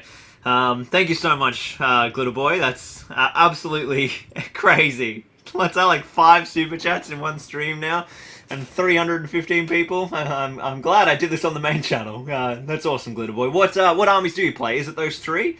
Let me know. The beacon of Zorpazorp has been lit, says Menno. Mika says hello, everyone from Luxembourg. Yeah, it is the other side of the world, at least to me. Probably. Yes, it's Jackie. I knew it. Good morning. Yeah, you're actually like just over there, aren't you? I think you're like 4 or 5. I don't know if you're still. I'm pretty sure you're in the same place. I think you're like several city blocks from where I'm filming right now. Yes, it's me. I watch whenever I can. Oh, that's so awesome. I remember Larissa bumped into you at the shops, and we were like, oh, we have to go and like have a picnic or have lunch, and then like COVID just like derailed all of that. So let's make that happen. We'll go and have lunch. Do something after Chrissy. Go through the madness of Christmas in January. We'll do something for sure. We keep saying, oh, we should contact Jackie, and then you know the world goes crazy again. Victor says, finding your channel, baby, pick up the hobby again after almost 20 years. The goldmine of hundreds of unpainted minis I found in the old boxes is amazing. How good is it? How good is stumbling on all the old stuff from childhood? I am about to have to go through like a huge fire sale to move to New Zealand. It's like, I've actually got a lot of it in the studio with me at the moment because I was like, oh, I know what's a good idea. I'll procrastinate by starting to sell stuff. And it became a hugely time-intensive thing. So I haven't even got to Lord of the Rings yet. I just sold off my surplus 40k in Legion. Oh my lord. It was crazy town. There's a lot. There is a lot. 93 is United, says Frozen Thog. Peter Morley. Easterling Temple, that would be so good. After this, can we do a Star Wars collab? I'll bring you on for episode 4 of the campaign. The stream was well timed, says Kyle. Finishing up painting my Journeys in Middle-earth minis. That's awesome. Shifting Lands! Oh, come on, Gerard, you don't need to super chat me. You've given me enough support. What are you doing? Oh, you legend. For those of you who don't know who Gerard is from Shifting Lands, actually, here's some I prepared earlier. All of the hot wire cutting guides that you guys see. Ugh! I can't reach them! Ugh. All of the hot wire cutting guides are from Gerard. So he makes these amazing guides which just make the Proxen like a machine. This is just the flat fence so that you can cut stuff. So all of these cuts were made with this. And then I've also got, Gerard sent me, it's like one that has like a rotating axis so that you can cut things on weird angles. Like all these stairs, I would just like tilt it, slide the square piece of foam in, run it through the hot wire. It cuts a perfect angle every time. Yeah, they're just amazing. I have so many other ones that like you can make domes out of them and stuff. Yeah, I haven't even got to play with them yet. They're so cool. And he also makes like excellent MDF gribblies as well. Oh, look at this. Oh, I'm sorted. Is it this one? It's this one. Yeah. So all of these detail pieces, they're MDF detail windows from... where's my... Is this on? Yeah, there we go. Stupid camera. They're all MDF gribblies. And... these windows are MDF gribblies. All sorts of awesome stuff. He's been a huge supporter of the project, so definitely go check out the Shifting Lands goodies if you're into carving foam. It's epic stuff. Where's my mouse gone? Never getting any work done. You guys are doing so much work. Where did my mouse go? There it is. Horace says, we'll have to catch the stream tomorrow. Love watching the city unfold. Yeah, it's doing awesome. It's doing awesome. I am getting left behind in this chat. Joshy Summer says, turning 30, you're a 92er. Yep, next February. Going to Warhammer World to buy myself a Smaug in person. So you've been talking about this, like, Josh has had, like, so many excuses to buy Smaug. And then, like, it's kiboshed by the missus. But no, that's good. It's good. February 30th birthday. He keeps saying it. He's actually going to do it. We'll see. He's been talking about it for a while. Yes, I will. Oh, rollers? I didn't know you made rollers. Okay, I will send you a wish list, Gerard. That's awesome. Oh, so many people hanging out with us this morning. Daystro's 1990. Maddie Dishner! Another super chat. This is mental. Oh, Maddie. Cheers and thanks for all the content over the years, the community you foster. Happy Fellowship of the Ring Day. I actually forgot it is Fellowship Day in the US, isn't it, Maddie? It's, Fellowship Day is until Boxing Day here in the States. But, I mean, this is my Fellowship of the Ring stream. I should have put that in the title. Damn it. That would have been clever. That's awesome. Thank you, Maddie. Huge helps. Maddie's been a Patreon and a supporter for so long. Been commenting for a long time. But yeah, it's really nice to be here with all you guys on Fellowship of the Ring Day. That's very handy indeed. Thank you, my dude. Oh, God, it's so hard to read the screen. Wonder if I can make it bigger. Can I make the chat window bigger and increase the text size for my aging, decrepit eyes? No, I don't think I can. We've got, why are we calling out birth? Yes, I don't know. I'm not in charge of the chat. It's the will of the people. 320 people watching me read a chat and not do any crafting. Alright, so we'll get back to this in a sec. We'll do this little piece of road. This last little bit is dry now, so we'll be able to touch up these gaps, which will be solid. And then, yeah, look how, that is rock solid, that, like, texture. It's, modeling compound is epic stuff. Epic stuff.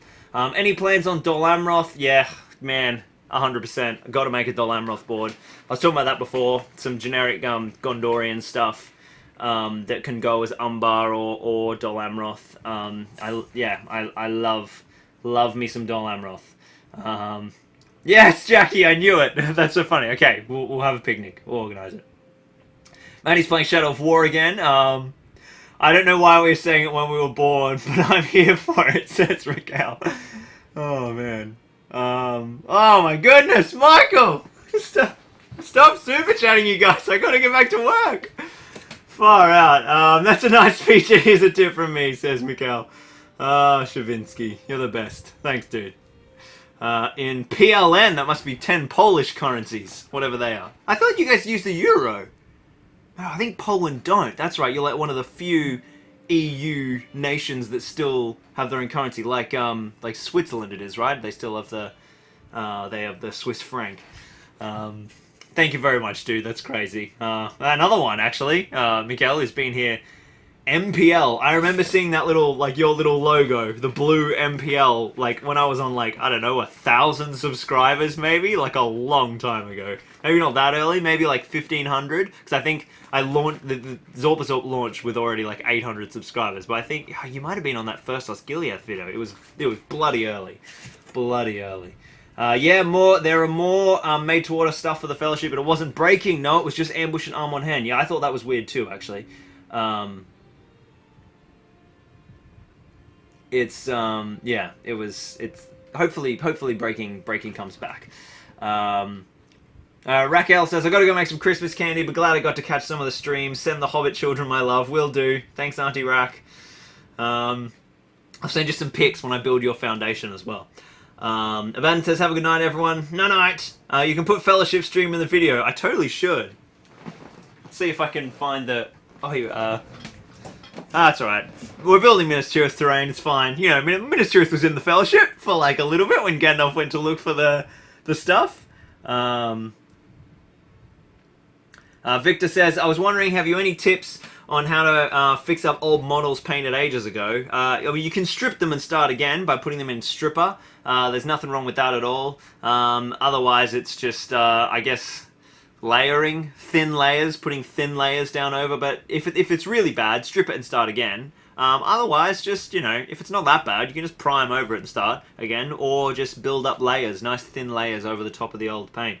Glitter Boy again, calm down! Don't do, I don't do MESBG, Big Lord of the Rings, but I did find out what, with GW's, I did find what GW did with the Eastlings interesting. Have considered getting into it since there is a group where I live. It's an awesome game, dude.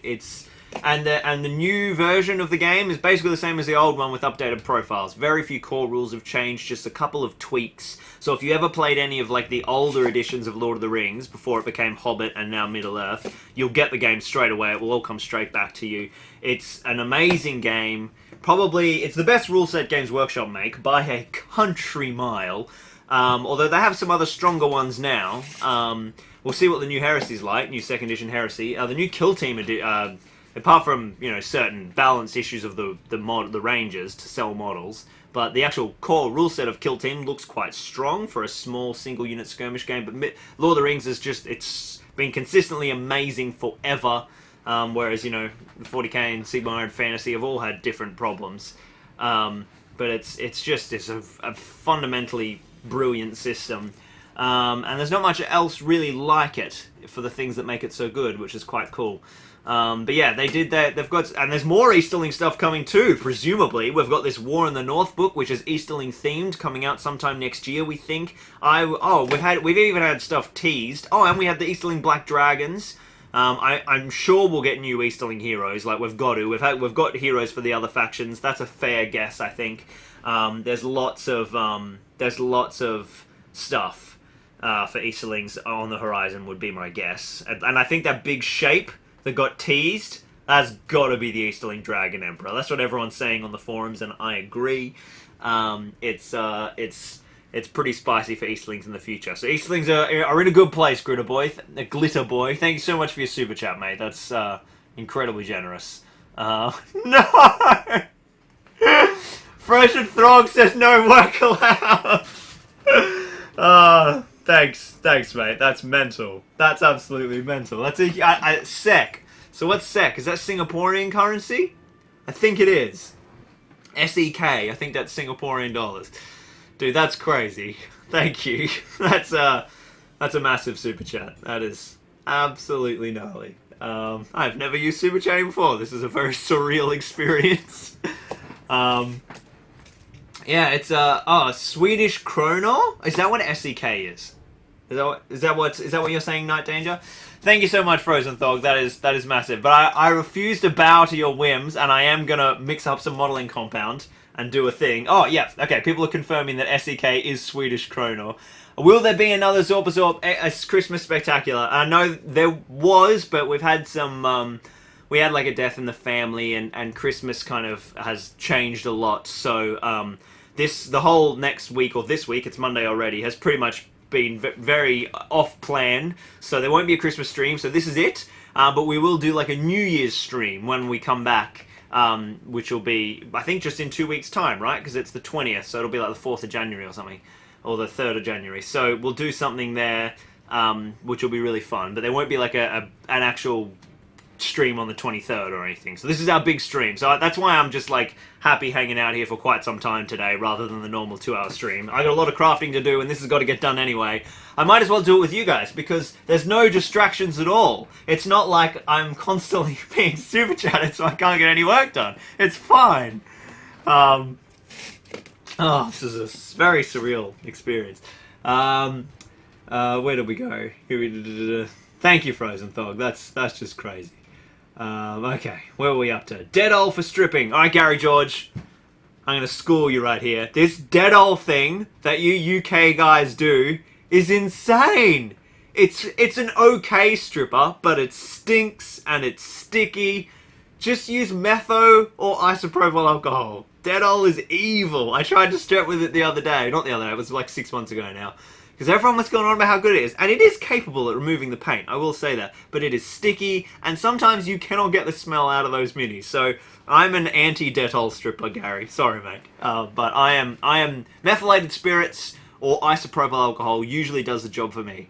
I can't remember how that stuff interacts with Forge World resin, though, so check that. But it's fine for metal and plastic. I think. Just check everything I say. But I'm pretty sure, I know it works brilliant for metal, because that's what I've been stripping recently. But it is good. It just stinks. I hate it. Nona's watching from New Zealand. Thanks so much for tuning in, Eleanor. You've been watching for ages. Have a good night. Denmark, the land up over for Thomas. Jackie says, I make little artsy displays and I make my own models and sculptures and use lots of the techniques I use. That's sick that I learned while watching you. That is epic. That's so sick, Jackie. I love Lord of the Rings and tabletop games, so these are always so fun to watch. That's awesome. Not that we're doing much at the moment, but we will. We're about to go back to carving. Dragon Emperor was confirmed in the article showing him off. There you go. I haven't been on Warcom for a while. That is exciting. I haven't actually seen that model. Very interesting. I'll have a check.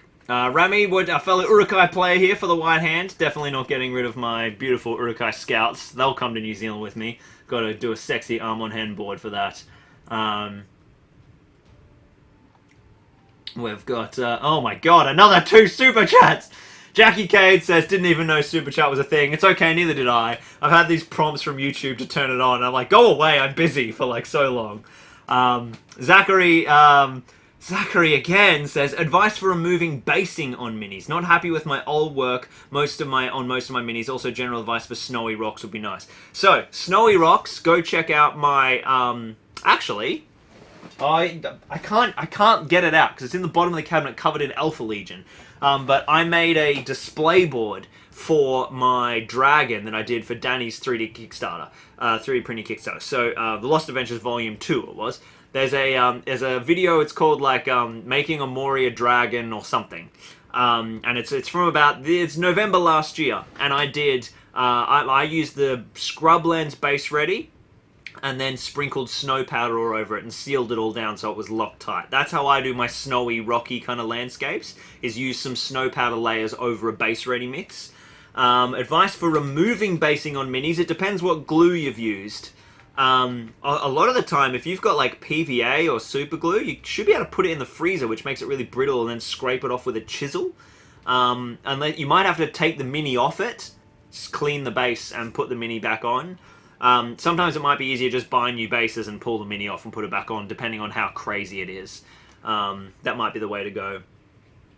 Will there be any more Battle Company battle reports, says Jonathan. Not on the main channel, at least not for a little while. We're going to get over to New Zealand and get settled. But I've been thinking for a while, it might be fun to do a Battle Company's campaign on the Streams channel and do it live streamed. So potentially link that in with the Patreon thing. So stay tuned, I miss Battle Companies. You heard him, lads, he requires silence. Condolences, Zorp. I'm going through the same thing at the moment. Hope you and your family well. Thank you so much, mate. Yeah, it's always tough, but everyone's holding up really well, which is good. Deadol is the supreme master of stripping. I'm gonna make new shirts. Say no to Deadol. That'll be my next piece of merch. Joshi always uses isopropanol, and that's because I think isopropanol is like a different highly flammable chemical. Isopropyl. It's cheap on eBay, it works great with metal, resin, and plastic. That's awesome. So there we go. ISO is best for all three. Ooh, I'm going to swing a battery. The camera's about to catch fire. And by that I mean battery's going to die. Hang on. Enjoy the screen of black for a moment. Let's see if it does anything exciting. Is there any rave? No, it's just a black screen. That's boring. With my old capture card, when I changed the battery, it used to like have a full-on Matrix party. Some of you guys might remember. That was good fun. Oh, there we go. You got a little flicker as I came back. All right, there we go. Sorry, battery changed. Where's my mouse gone? Get back over here, mouse. All right. I always use ISO, cheap on eBay. Yeah, it's good stuff. +1 for methylated spirits as Frozen Thog. Captain Snuggles says, I have an idea for a stream, a cooking show style where people are given random material and have to make scatter terrain. Actually, that would be an epic idea. And it's something that my mate Alex from Battle Camper has done before. Where he just like, he ran like a 2-day challenge where people had to make terrain out of scrap. But yeah, man, it'd be a good live stream format. Steal Alex's video, just no problems. Thanks. Let's put this ISO up. It seems to have reset as I've pulled out the battery. Love the smell of Tedal, says David. You're crazy. Oh, there you go. The active stripping agent in Dedal is isopropyl. So there you go. Just use ISO. Yeah, it gets all goopy and it smells. It's not my favorite. Claymore's working on a Legion of the Damned Captain conversion. Alright, this is amazing. Isopropyl, isopropanol. Oh, different names for the same chemical. Well, I mean, when you think about it, propanol and propyl, it's the same. Yeah. Didn't know you had a Patreon. Is that linked to extra stream? So the way the Patreon works, it's not relevant for today, because we're just doing a normal crafting stream. But on the second channel, Zorpazorp streams, we do a stream every fortnight, and we will paint minis and play battle reports based on the Battle Games in Middle-earth live streams, on the old magazines, and each of those minis that we paint get assigned to one of my Patreons. That Patreon becomes the official sponsor of that mini. They get to like name it, follow its journey through the campaign, it levels up and gains special rules, and we like record their victories and stuff. And then when that campaign is finished, like that, because you know they only sort of play for so many games depending on what model and how many episodes in the magazine they were in, they get to keep it, and I post it to them no matter where they live in the world. You have to win it on the wheel, the big wheel, the giveaway, to be assigned one of the minis. And it's just, obviously, the main thing is Patreon's awesome for supporting the channel. It also accesses our Patreon Discord, which is just like awesome. I post all my like work in progress photos. I spam the crap out of the guys and girls in there. It's good fun. So yeah, the Patreon works well. Isopropyl alcohol. That's what I was trying to say before. Thank you, Shane. Oh, Zachary, stop it! I keep isopropyl for my resin printer. It's amazing for cleaning off stuff.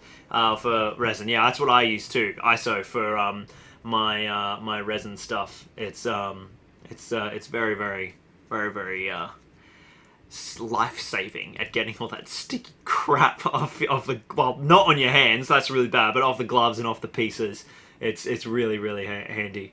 Good call, Zachary. Jackie says, I've worked in body piercing and tattoo studios for many years now, and my sense of smell is dead to dead. Oh, yeah, I bet.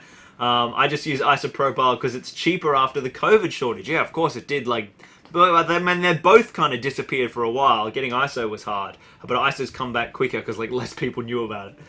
Alright, let's dive in and do a bit more crafting. I got through all the super chats.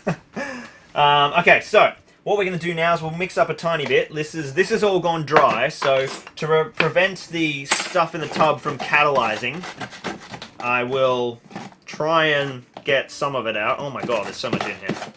Let's use the metal ruler. I'm in face talking mode. Let's get back in you can see what I'm doing mode. Is that a better angle? Yeah, that's good. So I'll just get this old stuff out of my mixing tub, or at least like some of it. It'll all still, you know, there'll be stuff in there, but...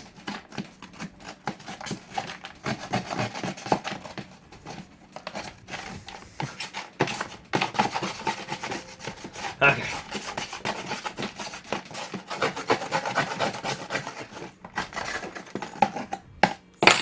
Look at all that stuff. So that's all. Sometimes you can keep this and like use it for rubble and stuff. I'm just gonna bin it though. I'm actually gonna get my bin and bring it over here. Come here, bin. Ugh.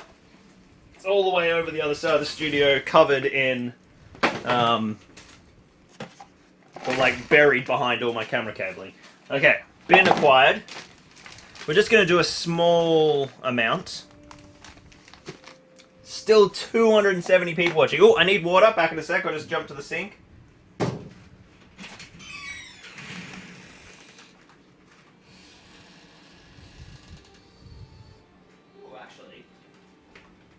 There's nobody home at the moment. I might open up that studio door because it's about 29 degrees in my studio right now, so we might just have a little bit of air come through. So let's put a bit of water in. We're going to mix this bad boy up.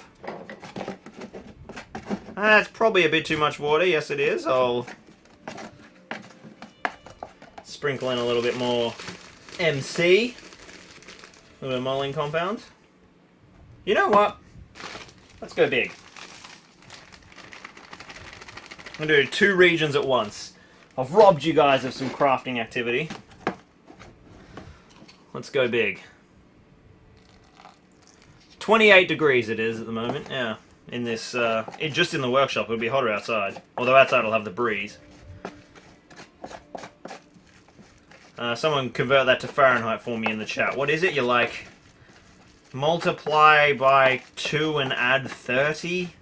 I can't remember. There's a formula. That feels pretty good. I'm going to whack a little bit of this here to do this little section. We'll flatten that right out. And then we want to continue that to here.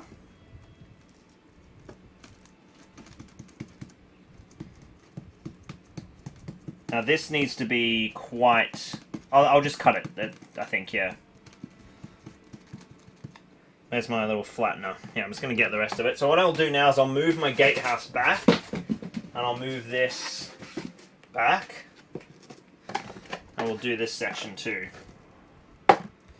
I'll wet this bad boy, and we're going to just quickly smush this down. I'm just going to go to there. Just in line with the edge of Eric's building on that side. Working really fast now. I'm going to smush this all down so it goes right down to the step. Trying to keep it as flat as I can.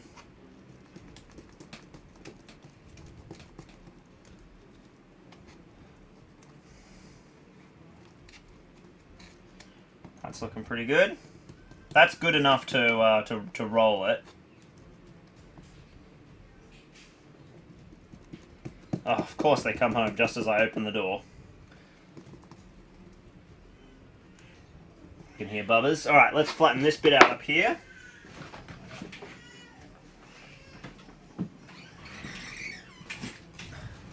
We want to do the underneath section to start with.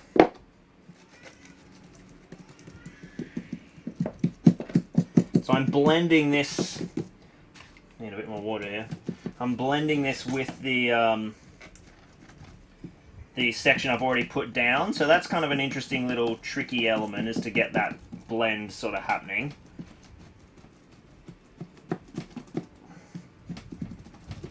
Get that blending in here.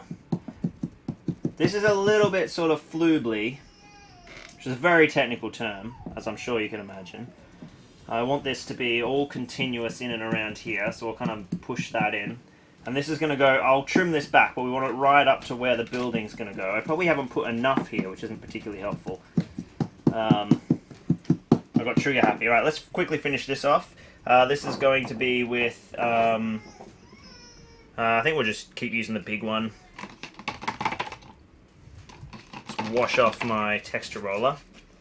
And I'm actually going to roll it this way so that it will tessellate with the pattern of the main road. Oh wow, did you see I accidentally pulled up all of that texture? Oh, that's not what we want. There we go.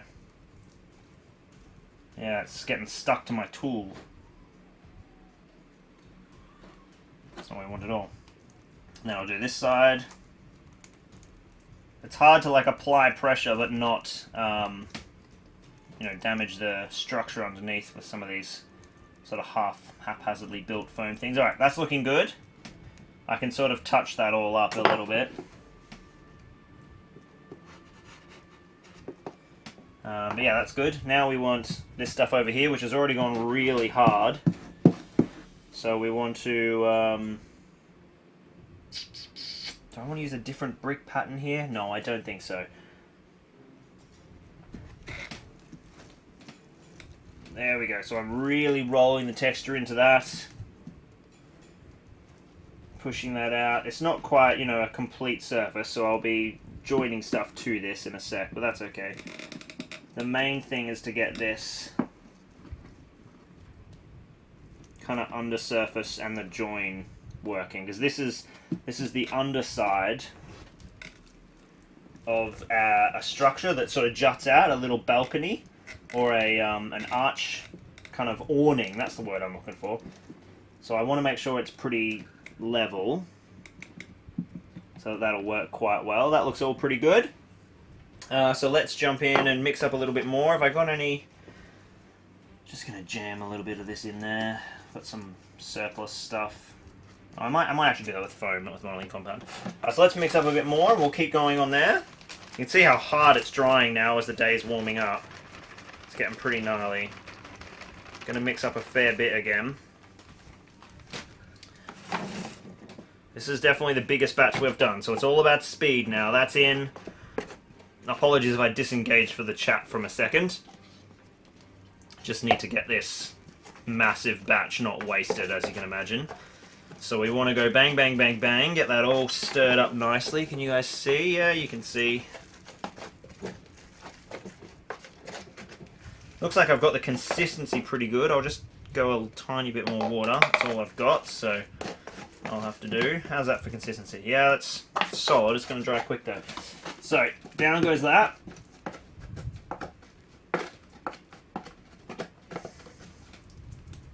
Alright, fingers. Fingers are the best starting point. Just kind of flatten it, palm of your hand. You just accept and embrace the mess when you're diving into this.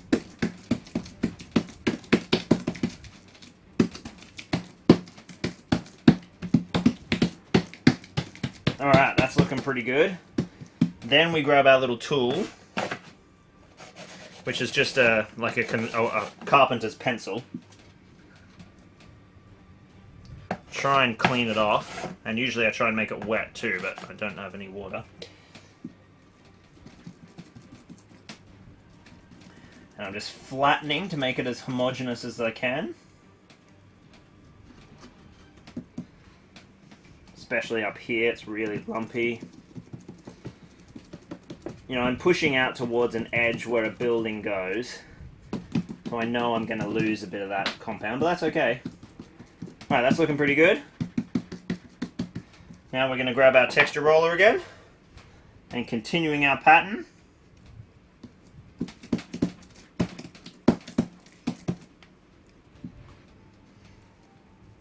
Push in. Alright, it's peeling up again. Straight away, it's peeled it up. So I think what needs to happen is I need to quickly go and give this texture roller a proper scrub, because it is not behaving. Now I've ripped up a massive hole. It's not what we want. I'll quickly patch that with some leftover stuff from the tub. Just going to quickly go and run this texture roller under the tap.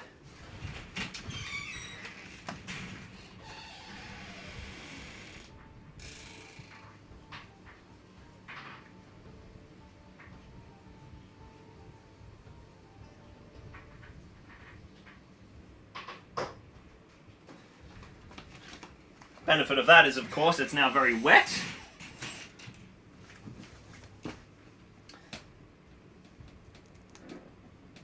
There we go, look at that. It's all staying down onto the surface, because there's more friction, more tactile bonding going on to the foam than there is to the roller.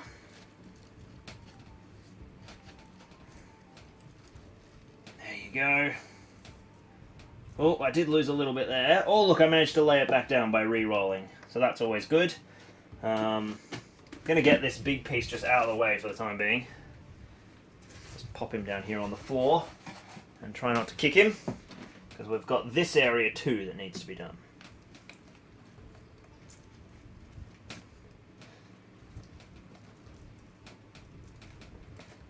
I've lifted up a little bit there, but it's actually not any area that I'm worried about.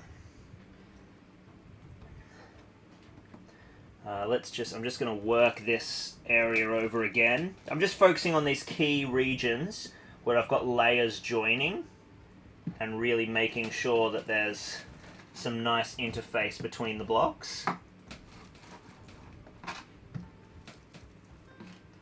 That looks pretty nice. Might just touch that up a tiny bit. Is there any other kind of really flat areas? No, that's all got pretty good texture, maybe just in there. A little bit more brickwork there. And then I'll probably clean this edge up a bit anyway, so it's okay. Because this will get joined, obviously, to the next section. Looking good. Looking good. Okay. Let's let that dry. I'll quickly check in with the chat. Ugh. Where's my mouse gone? So that's doing well. That's all coming along quite nicely. When was the last time I checked in with you guys? There it was. The French tried metric time. It was horrible. Right. Oh, right. You guys talking about metric versus imperial. I started it off. Hey, Alex. I was just talking about you. Alex from Battle Camper. Camper? Alex Battle Camper. Alex from Battle Camper. Jimmy Hogg's in. Matty Dishner said, wouldn't it be cool if archaeologists found the stone that the measurements of the origin was based off? Okay, I am so... Tuan said, quick, someone threw $100 pounds euros at him just before he tries to roll in the texture. It's weird dropping into this vid and finding a weights and measurements debate raging, says Alex. Alex, I was just talking, the guys in the chat were encouraging me to just steal your idea. Oh, here it is. Multiply by 1.8 and add 32. Of course Josh knows. Good work, Joshy. Okay, I'm semi up to date now. Okay. Yes, Alex, the boys and girls in the chat were encouraging me to steal your idea of the scrap heap challenge. So now this is dry. Before I knock it and damage it, I'm going to bring my knife in and clean that up. He says, without having any knowledge where his knife is. Oh, there it is.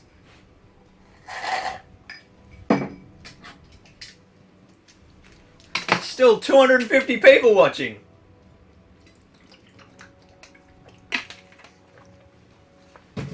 What utter madness. Alright, what blade have I got in? I have no blade. Well, we need a blade. A fell blade would be alright. He'd sort this city out proper. I'm going to have to convert myself up a little fell blade soon. I've got the Bane blade kit from 40k. See how hard it is to make it into a fell blade for Heresy era. Okay, so I'm just going to carve away these bits here. It's no biggie if there is some damage there. I need to carve this away. Now at some point we will talk about the techniques for protecting the edges of the modeling compound. Hopefully we get to that today in today's stream, because it's handy stuff to know.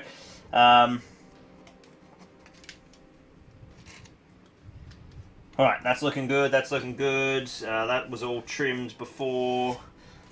Cool, very nice indeed. So, let's get Eric's building template and check that we've worked up to the edge enough. Yeah, close enough, close enough. That's looking solid there, really solid. Look at that! There's lots of touch-up work to do in here, but I'll do that off camera, I think, because it's a bit finicky. Alright, how are we going to do this? I think what we need to do is move down to the other front section of the board. So, actually, let's clean up this edge first. That will be the most helpful thing. So I know that that is in line with the underneath foundation. So I am going to just cut this and trim back this bit of compound. Look, that is already rock hard, guys. That's how quick the compound solidifies. It's a brilliant material.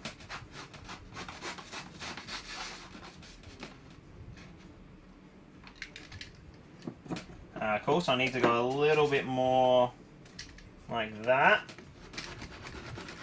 Just cutting into the compound and clearing away the foundation. For now, again, I will do something different with this edge in a moment to make it even more resilient, but for the time being, that should be enough just to mount the give me a little bits of molding compound. Into the bin for you. Where's the bin gone? There it is.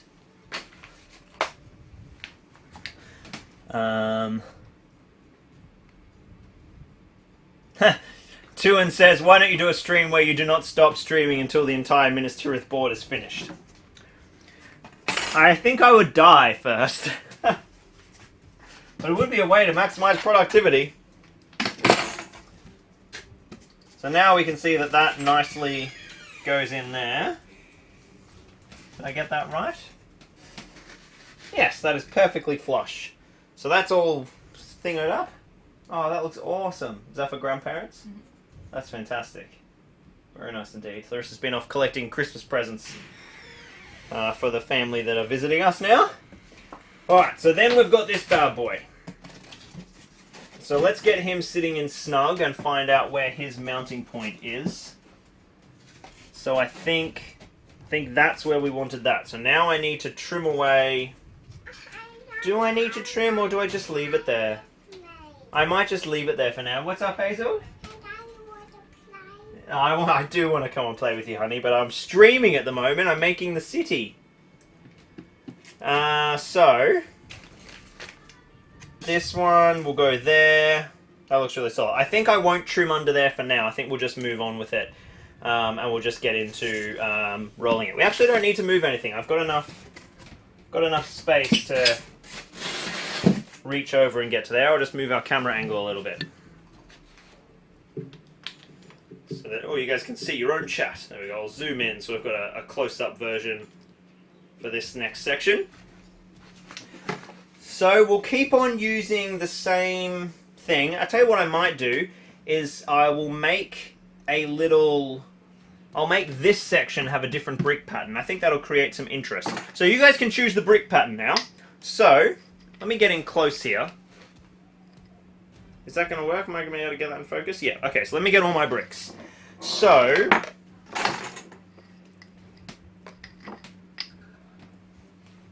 four styles. The one on the right is the one we have used. Here we've got the Dutch bricks that we used before. This is like classic castle cobblestone, which I don't really think you're going to see that often in Minas Tirith. I used it a little bit in Osgiliath, but I don't think it's particularly Numenorean. So I'll put this one away. I'll make a poll. Hang on. I'll make a poll in a sec. So have a quick look while you're looking. We've got Dutch bricks. This is like a kind of interesting broken flagstone look, which I think could look quite nice. And then we've got the cobble. Let me just throw in the chat. So 1, 2, or 3. Oh, maybe I'll call it Dutch, cobble, or flag. Where mouse? Where did you go? All right, put in the poll. Dutch. This is so hard to do with my camera and keyboard away from that screen. Dutch, cobble, or mouse. Where are you? There you are. Get back over there. Apparently it needs a thing. Okay. There we go. Hashtag interactivity. Poll is live. Did that work? No, it didn't.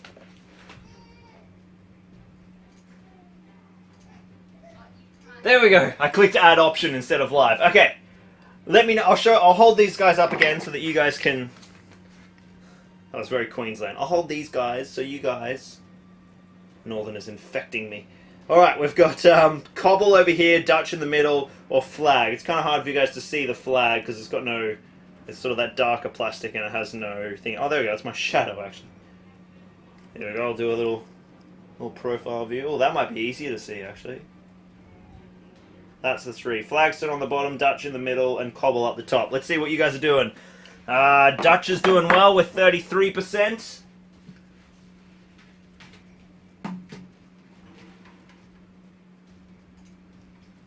Oh, it's close between Dutch and cobble. You guys are thinking the classic cobble. You're just trying to piss me off now. It's a fixed double cobble. There are two cobbles, man. Oh, so what have I done? There's no flagstone. Hang on, I'll make it again. Alright, I'm just gonna drag the window over to my other computer. This will be like 50 times easier. Okay. What a farce! Who's running this show? Well, I'll fire my live stream assistant.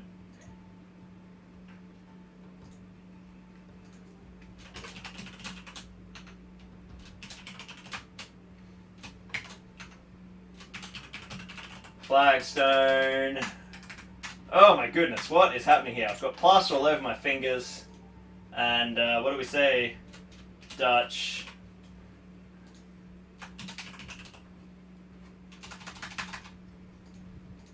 Boom! Okay, there we go. Alright. I love how cobble still won. It still had 2 votes and it still won. Figure that out. Okay. Alright, oh, okay, Flagstone's dominating.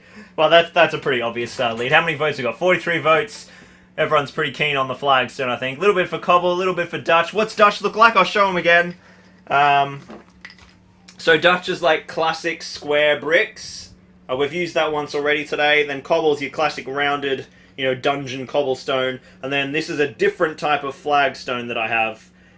It's got some larger flagstones in it and some really small thin ones, as opposed to the other one, which is like kind of a more mix of 2 or 3 sizes. This is just a different style of flagstone, I think. Justice for flag. Roll all 3 on top of each other, says Nate. Then whichever one I did last will just be the winner. Alright, the people have spoken. 105 votes, Flagstone a leading favourite. I think we'll put down some stuff and we'll call it. What we'll do is I'll do this in a really big batch. Just so that you guys can watch what happens when that goes wrong. No, hopefully not. Let me just get some water again. We're using a whole lot of water at the moment because of how hot it is.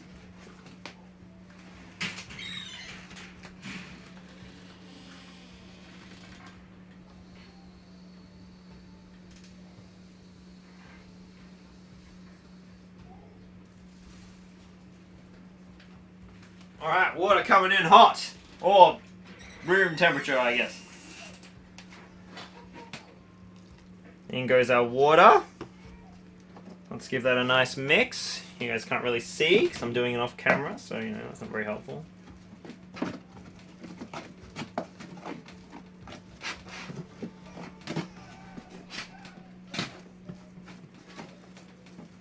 Need a bit more water in there. I put quite a lot of compound in.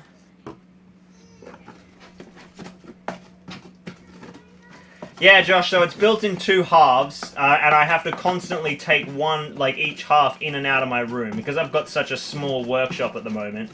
I can fit both of them in here, but I can't do work at the same time. So I'm constantly taking 1 half in and then 1 half out. Then occasionally bringing them both in to line some stuff up, and it is a huge logistical nightmare building in this office, I'm not gonna lie. The move can't come quick enough. Okay. Let's smush this all down. I'm always like, oh, I've made plenty. And then it's like, far out, that's never enough. I'm just going to try and cover the whole street. Maybe this was too optimistic, but we're doing it anyway.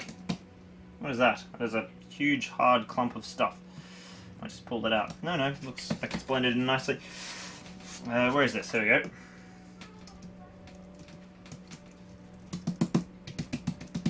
Alright, let's start getting... We're going to have to work really quick here. I'm trying to flatten and push and move it around. There we go, that's linked that up. Same thing here. Heaps and heaps of material here. I've definitely got enough to sort of smush that down.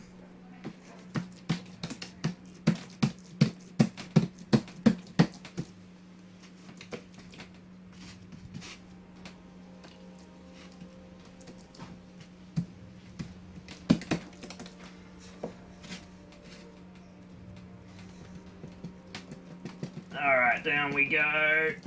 Ugh. Oh, this is a reach. This is doing the back. So I know that I don't need that, so let's not waste it. Let's grab that and throw it down the end here. That's looking really solid now. It's starting to get to the point where I'm going to want to roll really soon. Oh no, I forgot to do something. I forgot to carve the depression to bring it down to the stairs. Alright, now we're really under the pump. Where's my knife? So I need to get a slope in here so that this works down and meshes in line with the stairs. And I'd love it to not be super steep as well. Alright. Oh man, that's gonna hurt us. Alright, go, go, go. This is like almost ready to roll. Put some more water in. The tricky thing will be the stuff that's behind us, not the stuff we're actually working on right now. Alright. Go, go, go, go. It's like if you rush it, you accidentally rip it all up and you don't move it enough. If you take too long, you're not gonna get it done. There you go. See how that's nicely meshing with the stair now? That's all looking pretty good. Just... yeah, it's starting to stick now, because it's, let's go like that. Okay, I think that's enough, because I think as I roll it, it will sort it out. So this is getting hard over here now. So I'm just going to quickly smooth it all with a bit of water, just to moisten the surface and help my tools not stick. Just making sure it's all really flat. Okay.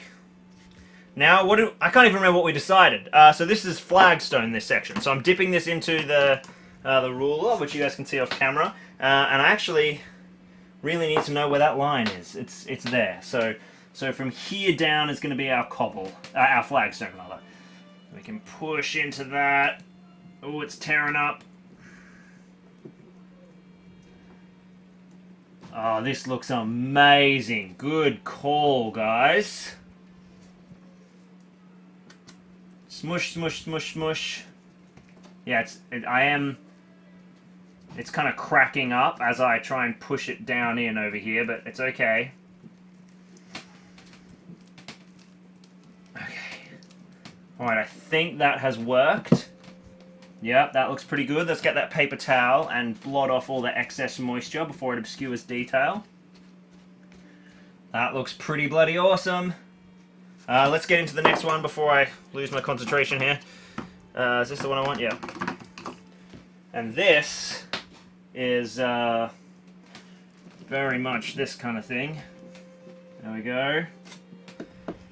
This is really hard down here, but it's still taking detail really well.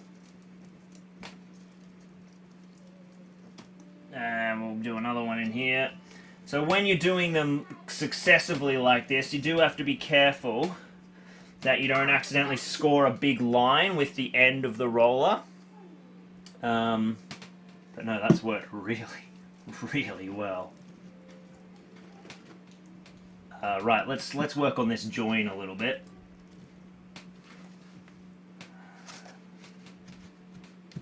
Oh, how good does this look?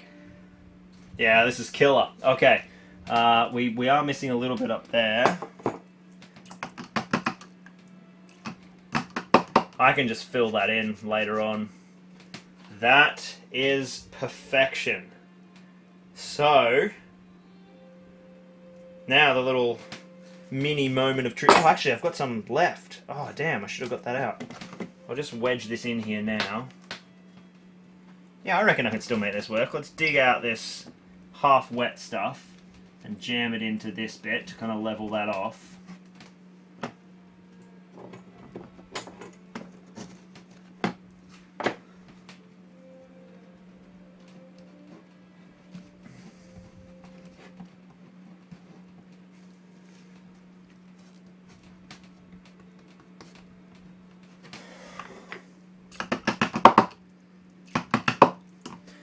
And then I'll just quickly retexture just this section where I've laid that new stuff down. Oh, and I ripped up a piece. Making it worse. Making it worse. Should have left it alone.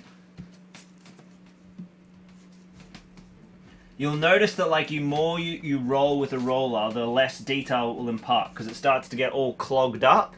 And so what I usually do is in between rollings, I'll go and throw a toothbrush through it to get rid of that. That's just having me doing that because we've been streaming.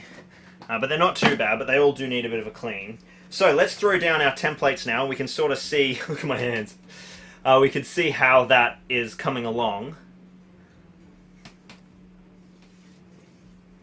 Wow, this is very, very sticky. See, this is what happens when you guys aren't super chatting every 5 seconds. I can actually get something done. Look how good that looks.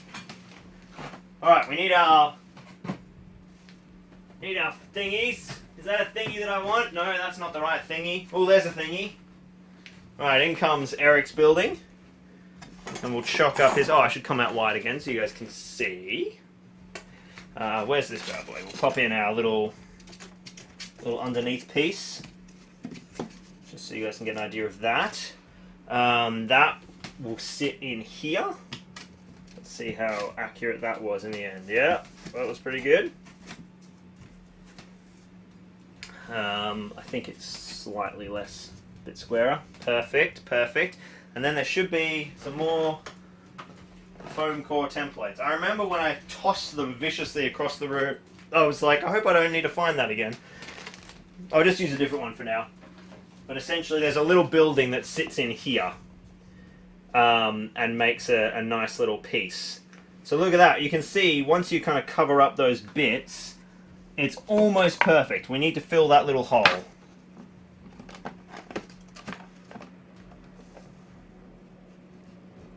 Just going to get some old stuff out of here that's still moist.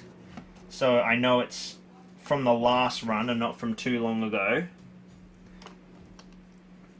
Make sure I get the right brickage. Or getting stuff off the roller. Blend it in with a bit of water.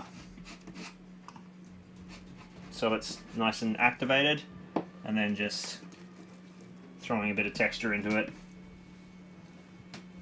Whatever, close enough I think. Nice. Nice, nice, nice, nice. Cool, that's that whole side done. Really, there's the bottom section over to behind the monitor that you guys can't see. That isn't quite done. Oh, this is fantastic. Jonathan Fleming. So this is Geek Gaming Modeling Compound. You can buy it from me here if you're here in Australia. If you're overseas, you can buy it from Geek Gaming themselves in the UK, or Melissa's just asked the same thing. This isn't plaster, it's modeling compound. So it is a mix of plaster and cellulose fibers. So it kind of like cooks off and activates and goes super hard. I'm using it for roads. It's meant for sort of ground. Miguel says no, it's moist compound. Did I must have used the word moist. I don't remember doing that.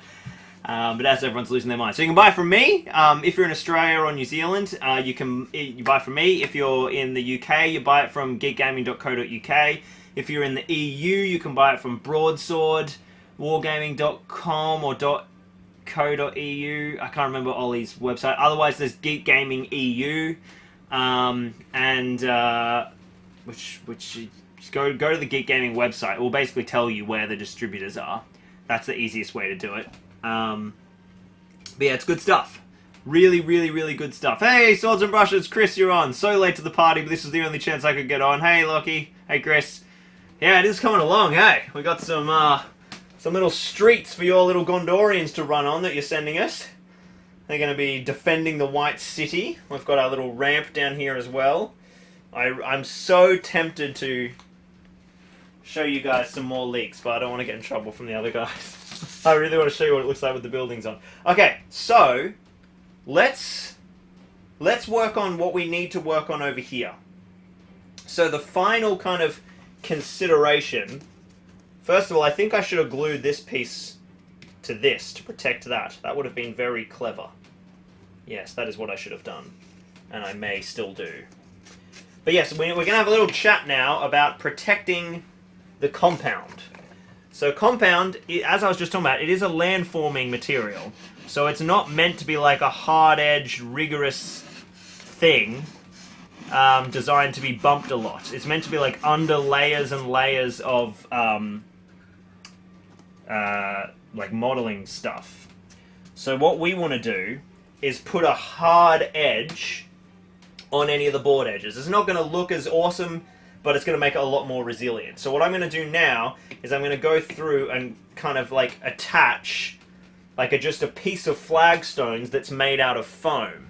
So the compound's going to go away for a sec, so let's do a sanity bench clean so that we can see what's going on. And we'll get the compound back out in a sec, so we won't go too crazy.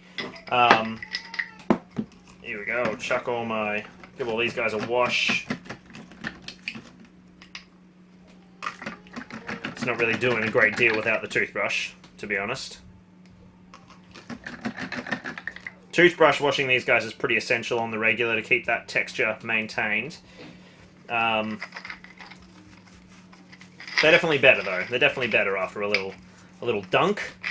So I'll just pop our modeling compound stuff. Where will I pop it? Let's pop it over here. There's my stick. Beautiful. Metal ruler can get out of the way for now. Just do a slight bench clean. Look at this. Everything just gets covered in it. It is a very fun and messy activity. You just need to embrace it. Okay. I need to get rid of that water. That's just going to spill everywhere. That can go in the bin. That can go in the bin. And these goodies need to just pop over here. Okie dokie. Bin, where did you go? There you are. Brush. Dustpan and brush bin. So yeah, now we'll make the foam edging, which is going to keep all this stuff safe and make it really durable and make this kind of really long wearing. I'm just going to tip out this water before I knock it somewhere, because that's just inevitable. You know.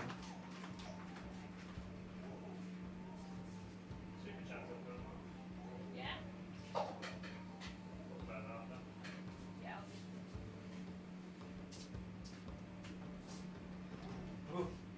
Ooh. I nearly flung modeling compound all over one of Larissa's dresses there. That would have seen me in big trouble. Okay, that's our cup washed up. Let's get him out of the way. And then I'll grab my brush and brush off this surface. Ugh. Okay. Always good to do little cleaning resets between each phase of the craft. Otherwise your bench becomes chaos and it is just absolute madness trying to sort it out. Oh, the more I think about it, the more that's a better idea. I'm gonna do that now. So the first version of this that we're gonna do. Cool. Took my glasses off, flicked modeling compound in my eye. That's just the way I roll.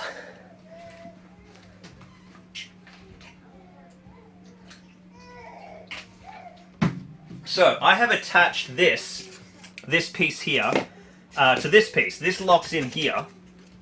So I think what I'm going to do, I'll just bring it in so you guys can see, is I think I'm actually going to take this out. This is already glued, but I'm just going to rip it off. And I'm going to glue it onto the side here to be the sort of strengthening element of the of this, and that will protect this piece here. I'm going to need to make sure that's filed down, and I'm afraid I think I might have to do some spoilers to make sure it lines up correctly. I'll go in really tight so you guys don't get too many spoilers. We're not supposed to be showing off the buildings till the collab. There you go, you only get to see a very tiny portion of it. Alright, where is the one I need? Here we go. Sneaky, sneaky spoilers. Okay, so this one's going to go in there. And then we need this. So I just got to make sure that's lining up correctly. So where's the arch? There's the arch. So that will go there. That needs to be trimmed out so that that lines up straight. So let's do that now. I'm just going to trim these pieces down a bit.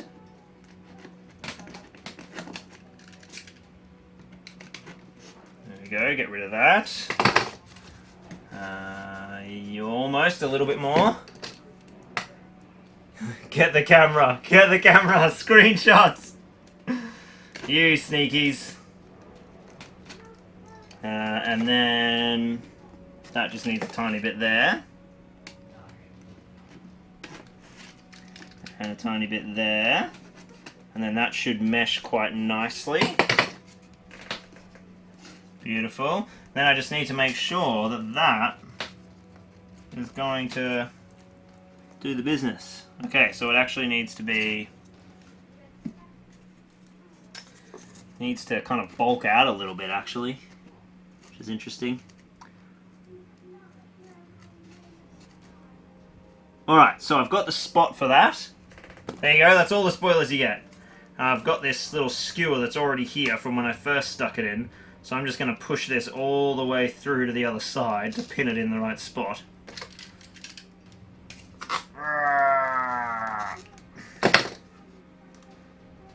There we go. Now I know where that has to go.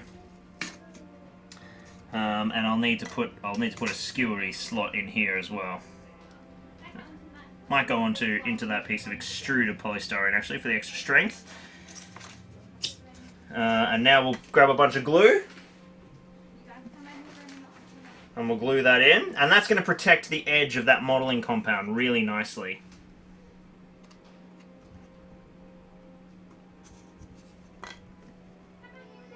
Because now the hard edge of the compound isn't butting up against a really fierce kind of,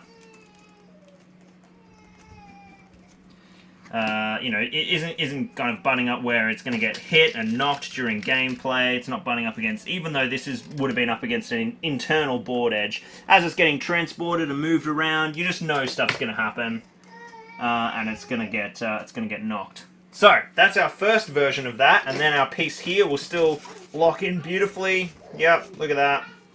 That's what we want. Can you guys even see that? I think you can. There's my angle. Yep, so that's where that will go. Okay, no more spoilers for you. And now what we want to do is jump in and do the same for the other stuff. I think I'm going to get away with this piece. I think that'll be okay. It's not that fragile. You know, I'll saw it right down so it's not too sort of over the top and popping up. I think I'm happy to like let that be looked after. Maybe I'll put a bit of grout over the top of it.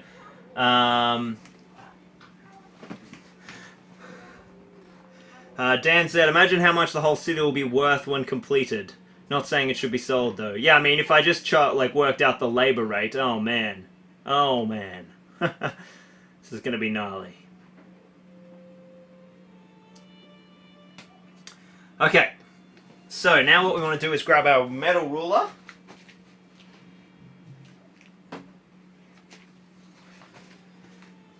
And we're going to just trim all of this edge. Just leaving a nice little sort of slot.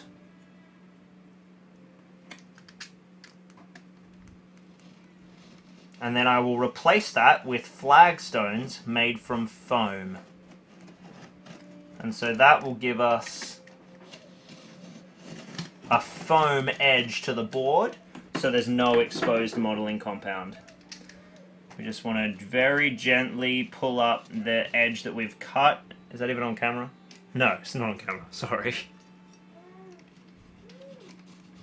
Very gently pulling up the edge that we've cut. Just take that away.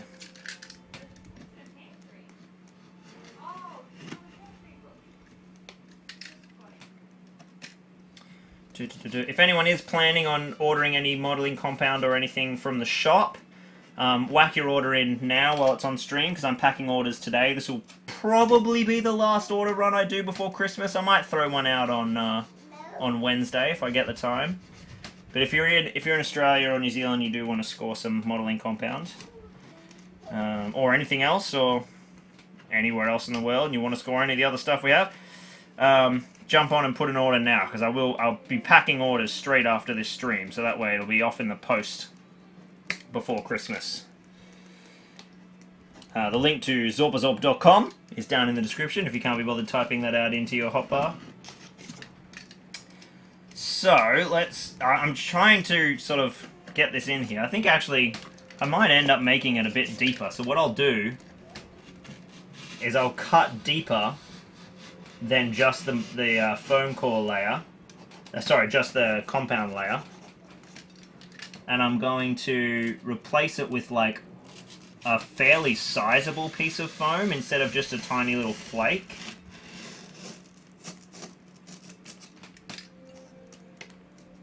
And that way it's going to be quite strong. Where's the pencil line? It's there. Perfect. So that's our edge that Dave's building there. Is that going to be enough of a piece of foam? No, I think I'm going to make it even deeper. Because like, this is just the edge of the board, so it doesn't... This is underneath the join. Doesn't matter how big I make this, no one's going to see it. So, you know, effectively the bigger I make it, the stronger it's going to be. And it means that I can make it thick and strong, and it's not going to sort of sit up and poke above. Alright, I do want this to be level. I'm cutting this pretty haphazardly, so I'll check this in a sec and make sure that it is level. It is not. It's not particularly good. Let's fix that. Let's get in here with the ruler. Well, the girls are playing some exciting game outside.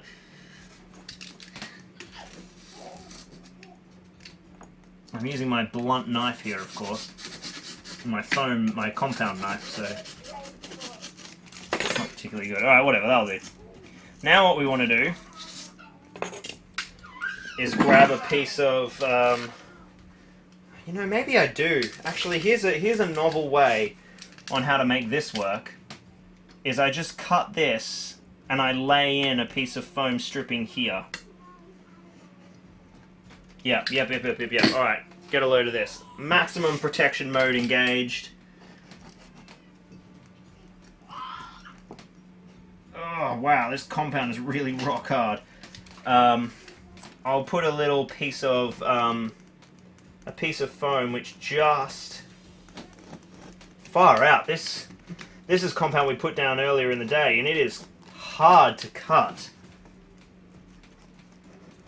That gives me a lot of hope for its durability for gaming. That is taking serious work to cut. Okay, so we'll replace that with foam as well, and that way it's like a continuous foam piece, but it will also do the edging. So I'm going to switch blades now. I'm going to switch to my cutting blade. Oh my goodness, it is getting really, really hot in here. I'm going to have to turn the fan up, people. Downside of turning the fan off, makes compound dry faster, although we're not compounding right now, so that's okay.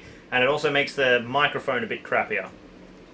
So let me know if that whoosh is too annoying, and I'll sweat it out. But if it's not, I'll keep it on. Oh, God, I want to take my clothes off. It's so hot.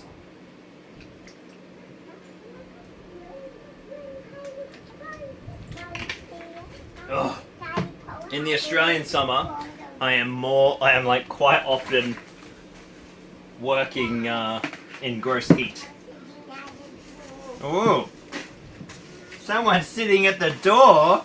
Is it a little Hazel Golem? Can you make a golem noise? Good girl. Hazel Golem's at the door, everyone. Alright, so let's grab my cutting mat. Are you watching, are you? There you go, you can see, I'll move the chair. So, I'm gonna... Unfortunately, you can't come in, honey, because Daddy's got the live stream on. Oh, don't kick the door open. Watch your feet. She can watch, honey, it's all good. She's just gonna come in. Alright, we need a strip of foam. Have I got any pre-cut strips? Oh, I do. Is this long enough? Be long enough. Meant to be. Let's grab the new blade. Yeah, she's pretty cute. She's pretty cute. How long does the stream run, says Jonathan? Basically, as long as I can handle the sweat is our rule for today. Normally, the stream goes for about 2 hours. Ah, Elodie Golem's here too. I've got 2 little golems watching me at the door. My rule for the last stream was that until there's less than 200 people, I'm not allowed to log off. So it looks like we might be here for a little while if we hold to that. But I'm doing all this work today anyway, and I can just download this footage off the stream and cut it together. It gives me a good excuse to shout out the stream, so that's why I'm doing a fair bit of close-up work today, is because I know that even though you guys can't see my face, like I'll cut this footage in. Let's crop that down just a little bit. So this piece is going to be the little liner that goes in here. And we need to just trim it down. So I think I'll glue the pieces in and then texture them. For the sake of ease. That's probably too high. That might be part of the issue as well.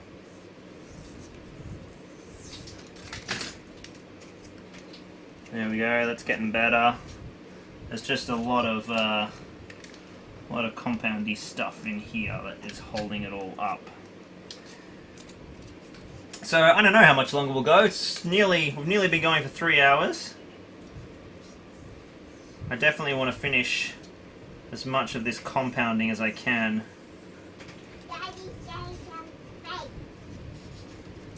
Oh, I can! I can see them. Alright. So this little piece will go in here and be our trim there. That should work nicely, I think. Maybe I'll just take a little bit more off it.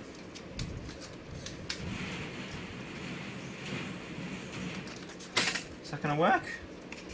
Yep, that'll work. So let's glue that down.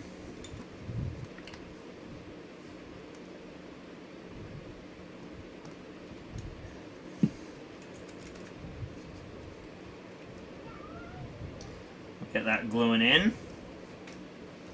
That'll work quite nicely. If there's any dodgy joins, I can fix that all later.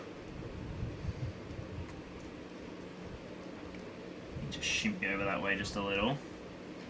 There we go. That can be carved and fixed.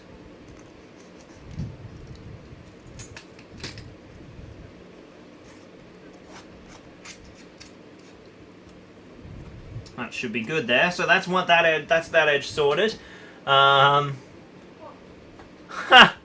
daughter calls all my minis Lockie because of the streams we've watched. That's so good. Hey Tramari.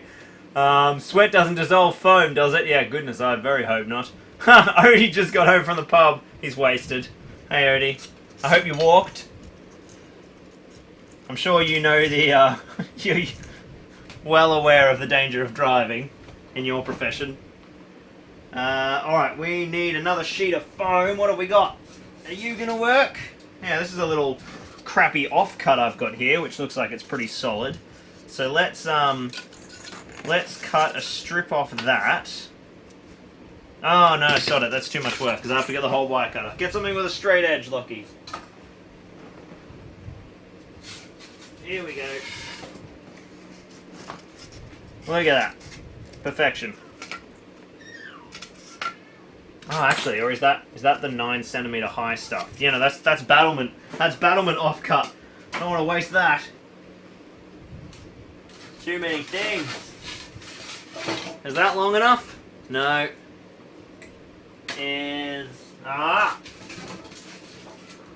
That should be long enough. Oh, it's not! You're joking! How is that not long enough? I'll just cut a strip now, and I'll use it for the other side.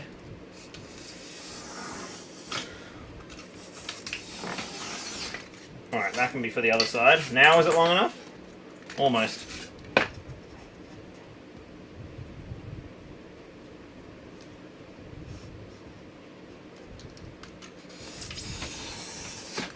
One thing that's like, as I've been thinking about moving, there's just so much like weird stuff you don't consider that I'll have to let go. Like my box of foam offcuts. We'll have to like, I'll probably have to sell those.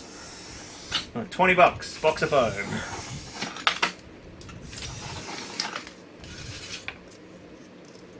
Hey, look at that.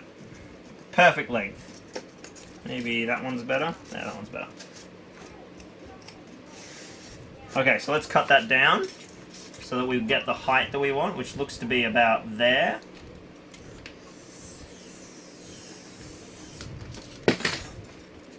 And then we can glue that in like that.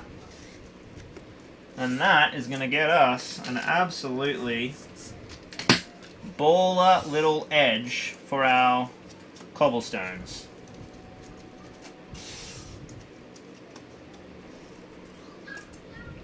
That needs just a little bit of trimming there.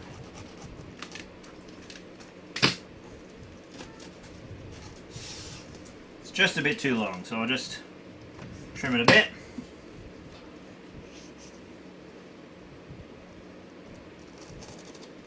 And then we just fill this whole thing with glue, make a nice seam,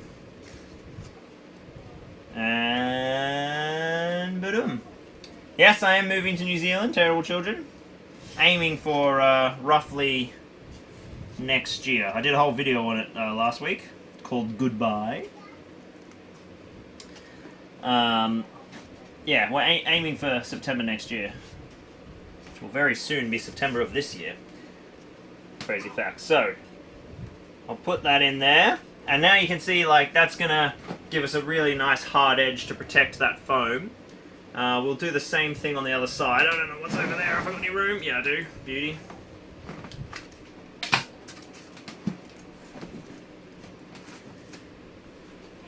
Let me move the camera around. Oh, I won't be able to because you guys. How far over can I get? Let's put the chair back here.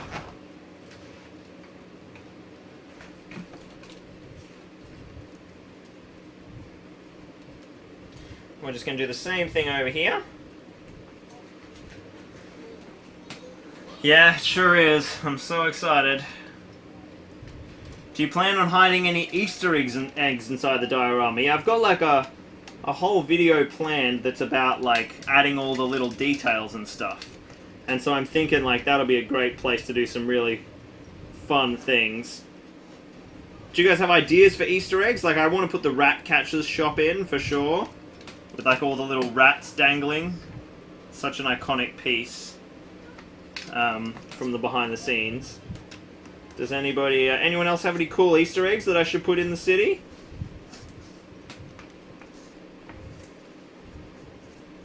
That's a good question.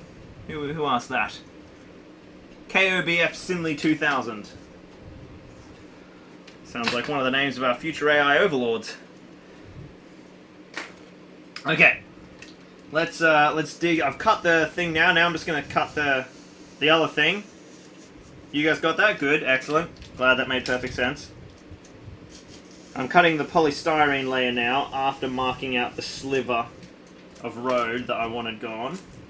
Now you'll notice that this is like just a platform off to nowhere. Of course, there's another board that goes next to this that this will join to. But this is still quite high, so I'm thinking that what I'll do is throw down some stairs next to this, just one of my resin stair pieces, use another one of those.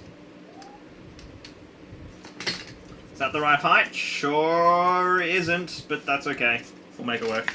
Probably slightly too low. I'll see. I'll see what I think. Oh, that should all have been trimmed down too.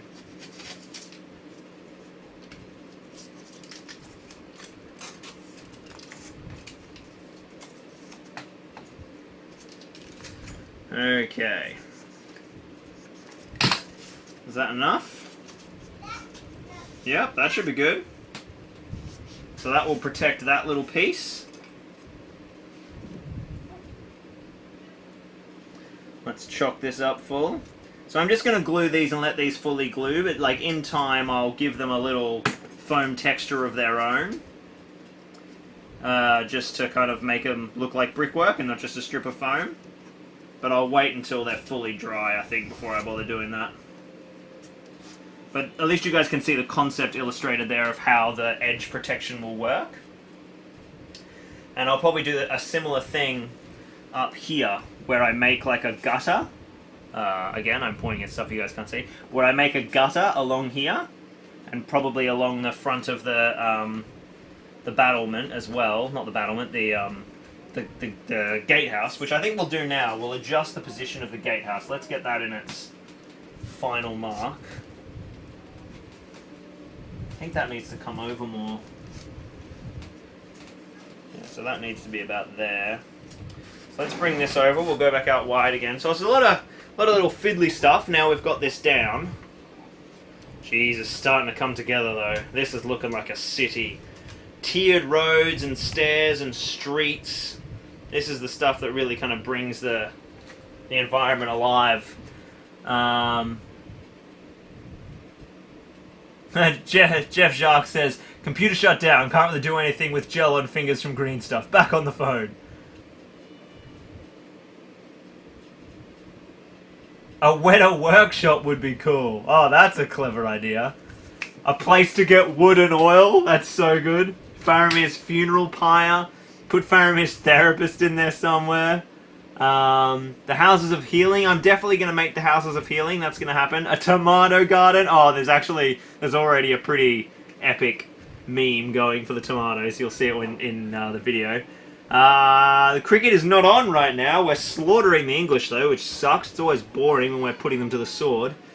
Yeah, it would help if their selection team could actually pick the right team, but that's alright. Hopefully the rest of the series will be a bit more interesting. A few batsmen getting out in the 90s, which has been funny. Never want to see that. Alright, so what we're going to do is we're going to slide this all the way down there, and it's not on right now because it's a day-night test. So it doesn't start again until a couple hours. Ouch, just like murdered my hand. Okay, so we've brought this all over. So what I want to do, I think, I'm actually going to need to come around the other side. Let's go. Yeah, you guys should be able to see everything nicely there. I'm just going to slide under the camera here, under the microphone, under the monitor cord. Going to move the monitor back a bit so I've got some room. An old Toby shop. Do you live stream the builds often? Not very much actually, but I'm thinking I'll do it more because you guys are really loving it. So I might sort of do a few more of these streams on the main channel and then do the Battle Games of Middle-earth live streams on the second channel. So this piece here is the next bit of wall, which goes there. What I'm trying to work out right now is just, I need to find a line. I need to like cut in this so that I can see where we're going. Ugh, have to excuse me getting on the table for a moment. Alright, so if that's there, where's my... I really can't mess up this angle. Sorry, I'm just going to lean in front of the camera for a second. Oh, so that's a huge gap, so that needs to come around to like that. That's better. And then that means that needs to... No, that's pretty good. That's pretty good, I think. Somewhere there. Yeah, let's get this little bit. Wedge it onto the back.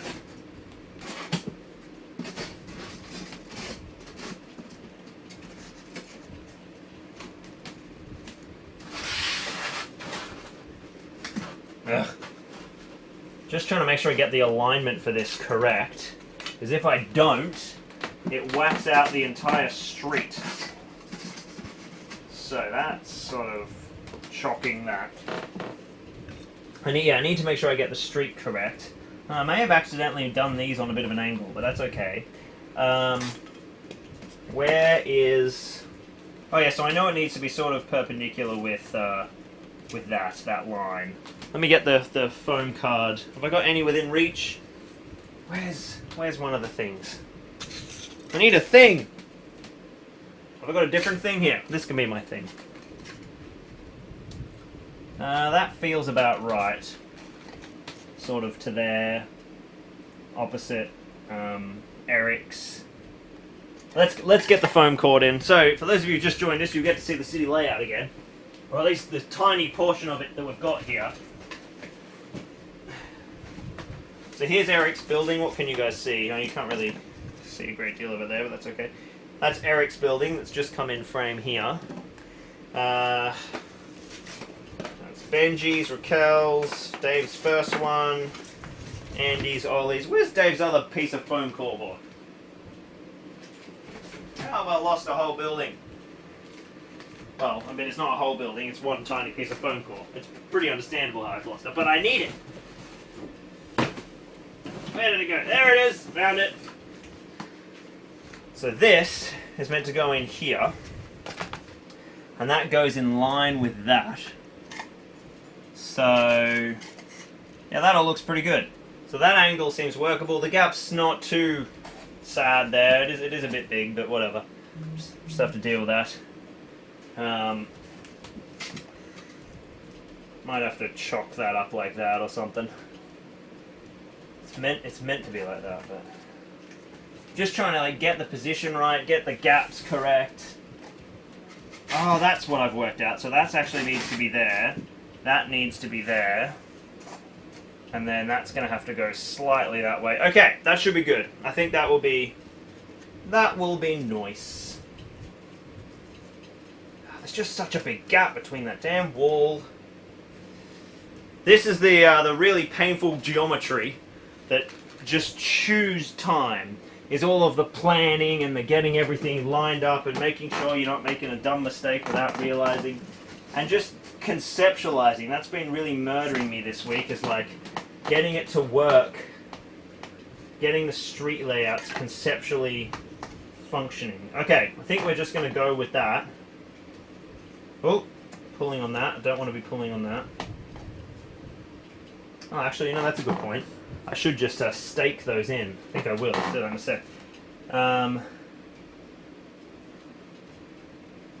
So that should be there. That's where that's meant to go. In line with it like that. Just a little bit more opening up would be alright. Okay, that's. I'm committing to that. Let's get the blade. I won't waste my nice foam blade. I'll put my crappy blade back on because I don't really need a super sharp blade. And I'm just going to go like this. I just want to cut the compound. Obviously don't want to cut the tower.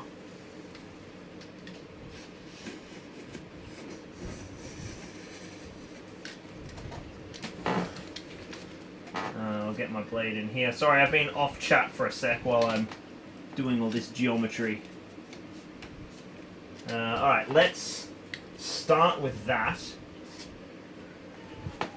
Yeah, see, look how much I've got to take away in terms of material. It's quite a lot. Okay, let me come back to the chat. Wanted posters for Gollum, that's a great one. A Gondorian tabletop gaming club. Oh, that's so good. That would be epic. A Zorp model maker's shop. Oh, I like that. That's good too. Let me come back to this. Let me come back to this chat. Ugh. I'll get this. I'll just get these cut, and then I'll come back and review this. The other thing I was going to say was I'm going to spike this because it's peeling away. So that's where you just grab a couple of skewers. And I know I'm going into foam because I managed to make it deep enough, and I'm just going to go bang, push that all the way in, and then the same thing probably in the middle, keeping it down, keeping it firm. Then I'll do one here as well.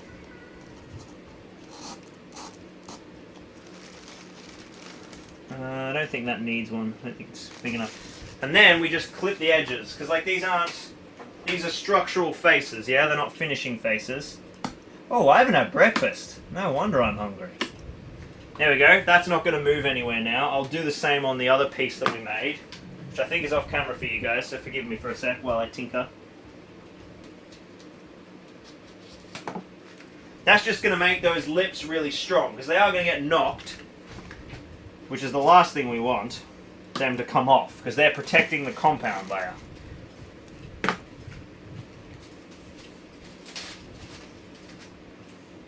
So it's 11. Managed to get all of this section up here done, which is really solid. And I'll clip that in. Okay, that's those fixed. I've got to post on my orders today from the online store. I've got to pack down all the terrain from yesterday's tournament, and I need to do a little bit more crafting on this. That's my goals for the day today. Alright, let's get rid of our buildings for a sec while I trim back this.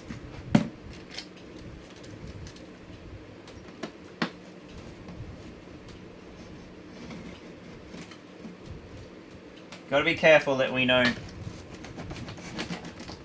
when you drag, sometimes it can tear, so sawing is often the better way. Oh, getting a little bit of damage, but that's okay.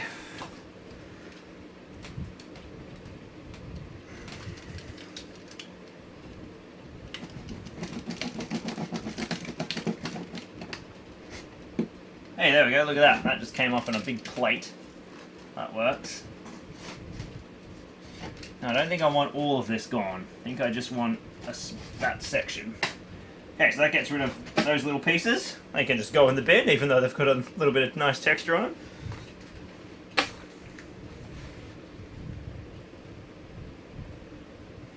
Alright, so got to do the same thing over here. I'm going to move this guy to get it out of the way. Remember, I'm keeping all of these elements totally removable. Is that on camera now? Yep. Let's get into 35 so you guys can see what I'm doing. Direction signs to the White City landmarks. A Tolkien statue, yeah, that's really good. A statue of Beren and Luthien, yeah, they're really good. I should get the there's a mini of the old professor, and it's like meant to be Tolkien. I can't remember what company makes it, but that's a brilliant idea. Statues of really like relevant sort of interesting people.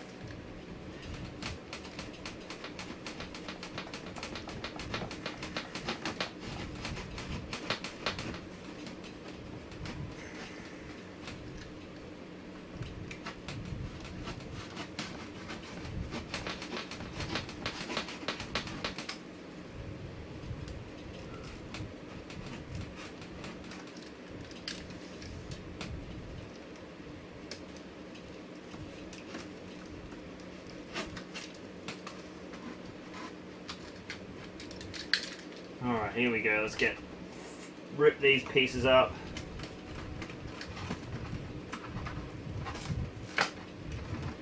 Oh, this one's not coming up as nicely. Like, this stuff isn't even glued down, you know, it's just there. So you gotta make sure it's like built in against hard edges and really protected. Okay, so that will help with that.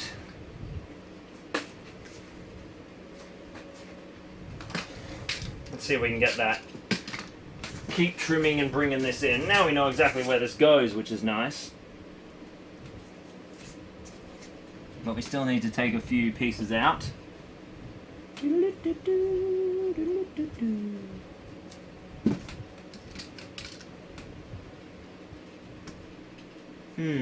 Interesting. Totally should have put those plaster details on. Oh no, because they need to be removable, don't they? Yeah. Okay. Oh! I slipped and took my finger then. I was lucky. Yep, so that's better. That's going to fit now. We need to take out a tiny portion here. Alright, and then once I get this sitting flat, I'll come back and say hi to the chat, because it's been all focus work. Neglected you, my darlings. Alright. Ripped up a piece I didn't want to rip up there, but that's okay. Don't quite know how this is going to work yet, so I might have to just touch this up afterwards. I think that's the best way forward. Let's just get this sitting flush again. There we go, that is finally sitting flush. So,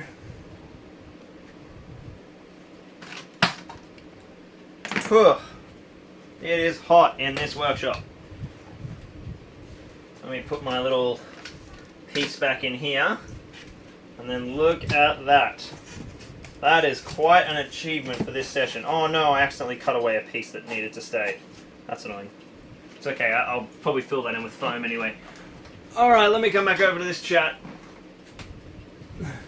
Still 230 people watching. That is absolutely crazy. Where did I... Yeah, I just don't have a second blade, Nord, and that's the answer to that question, why I swapped the blades. A wargaming table of Rivendell, says Tanny, for Easter eggs. Wanted posters for Gollum. How long after you move do you think you'll be streaming again? Yeah, so essentially, well, streaming won't be an issue, probably straight away. Basically, I'm leaving a lot of my terrain behind. It'll come over at a later date. But I'm taking stuff with me to jump straight back into making videos, and I'll edit a bunch of video, or like I'll film a bunch of videos before I go that I'll edit as soon as I get there. Yeah, Nathan, that's a cool idea. Like some statues of the different fiefdoms, Dol Amroth for sure. An orc graffitiing the Zorpazorp logo in some alleyway, mate, in blood. That's very cool. Thanks for watching, Dan. Denethor ablaze, an old Toby weed shop. Let's not talk about the ashes, please, says Owen. Yeah, it's been rough for you guys. How are you going to eat second breakfast when you haven't eaten your first? Yeah, I'm starving. A Tolkien statue, 100%. Yeah, I agree. That would be sick. Tolkien statue, a water fountain with little metallic effect, Make-A-Wish coins. Yeah, that'd be very cool. That'd be very cool. A Rohirrim embassy, visit the Westfold. Yeah, like tourism department. Baron and Luthien. Lots of people loving the Tolkien statue idea. Star Wars Legion models hidden somewhere. Pippin and Gandalf when he's giving his awesome speech. So that's behind the third gate, I think, or it might be the fourth gate. Yeah, that's behind the fourth gate that happens. This is only the second gate. Oh, statues of patrons. That's a cool idea. Statues of top donors. Thanks so much for tuning in, Jessica. Tuned in for ages. I'm glad you enjoyed the stream this morning. Have a Merry Christmas. An Orthanc tabletop with tower walls to scale when. Would only require a gym to build in. Yeah, it'll be quite large. We'll get there eventually. Peter Jackson's statue's a good idea. You'd be a war criminal if you didn't make a shop with your kids' names on it. Oh, that's a good idea.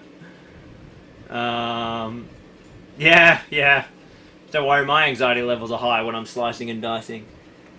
Eventually we'll get to the White Tree, Mishka. It just might take us a while. AQ Brooks says, first time catching the stream, loving it, that's awesome. Some graffiti saying Pippin was here. A Stargate hidden in foliage. Yeah, absolutely, Tryptophan. Doggle will get finished.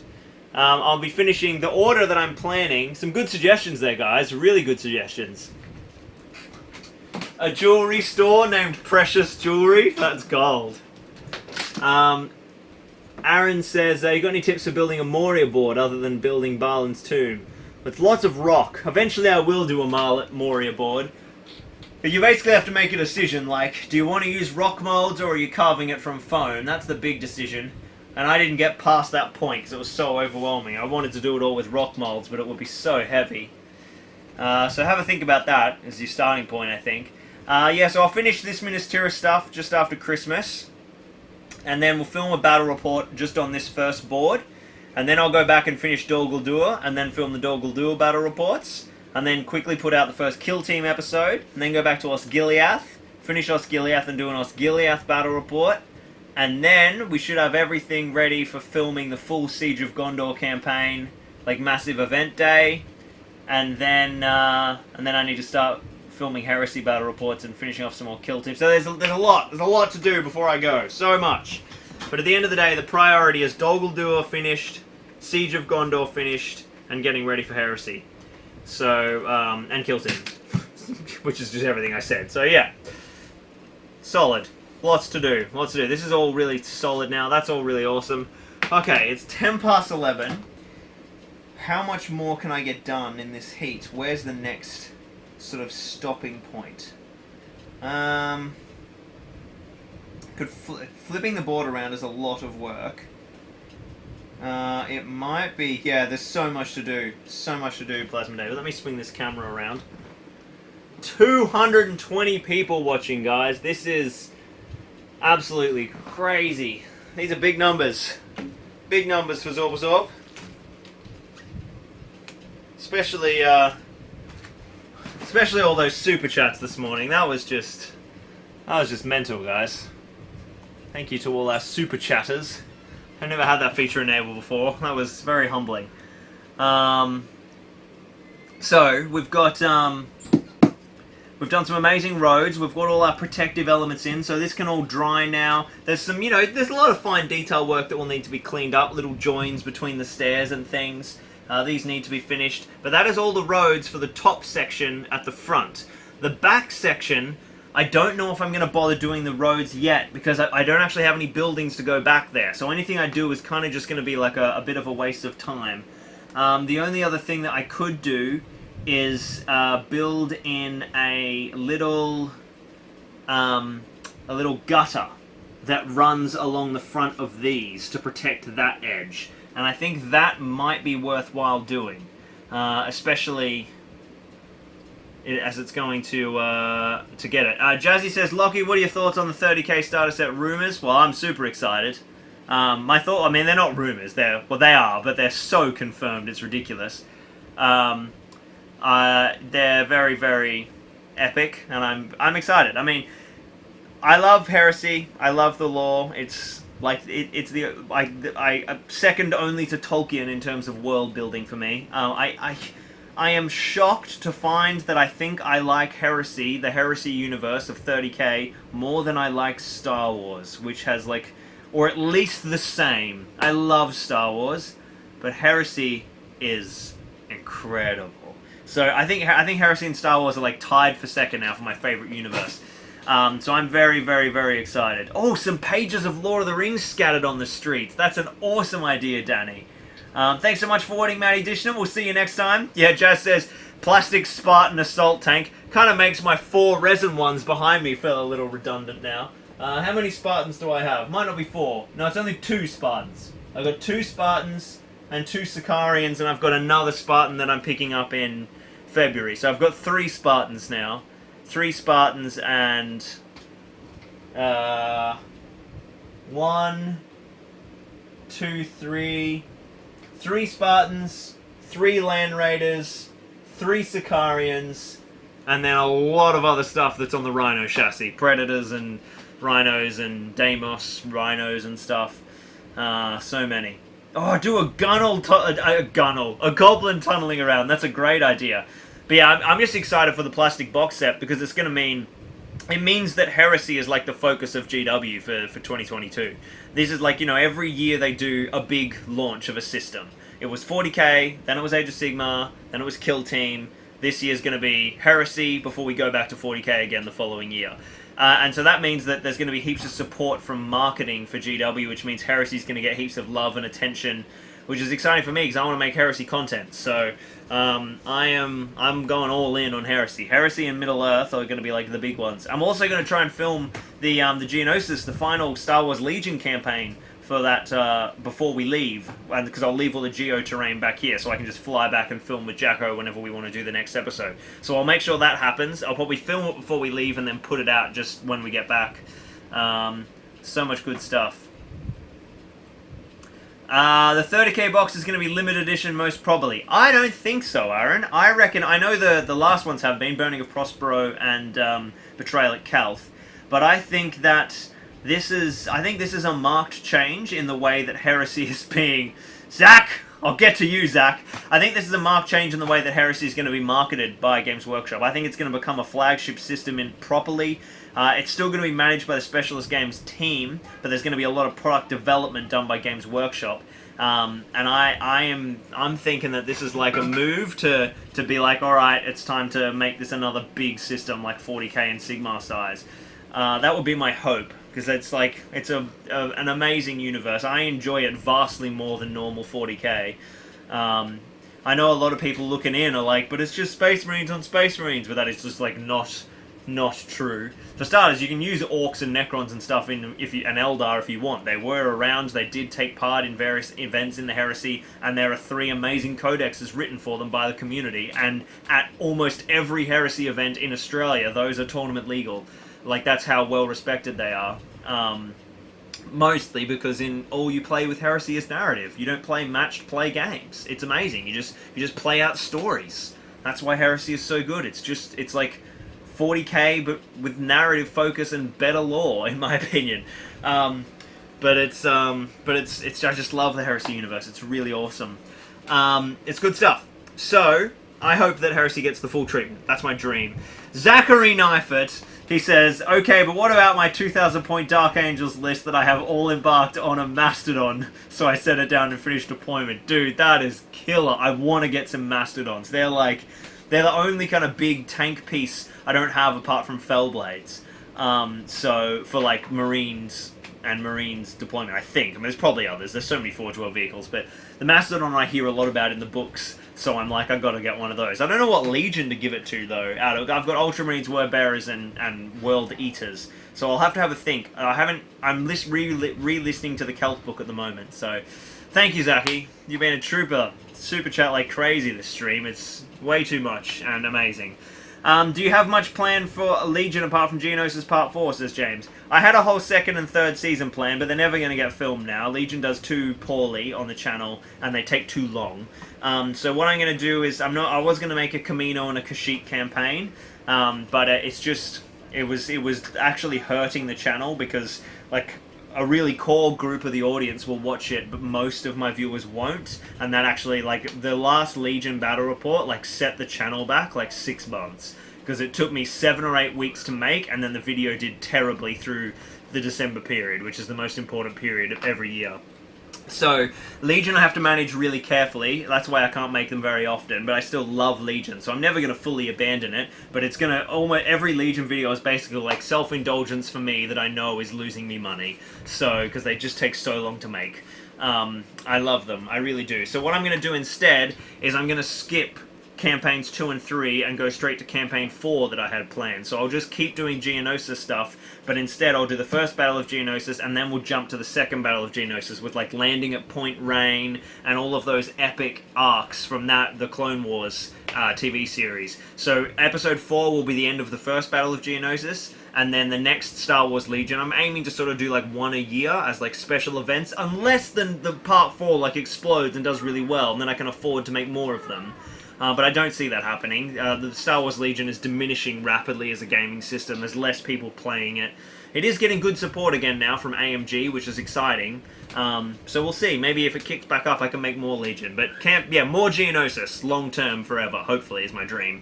Good question. Yeah, I know. Legion is amazing. It's the best game, the best tabletop game, second to Middle Earth for me. I think it's a beautiful system. It's perfect.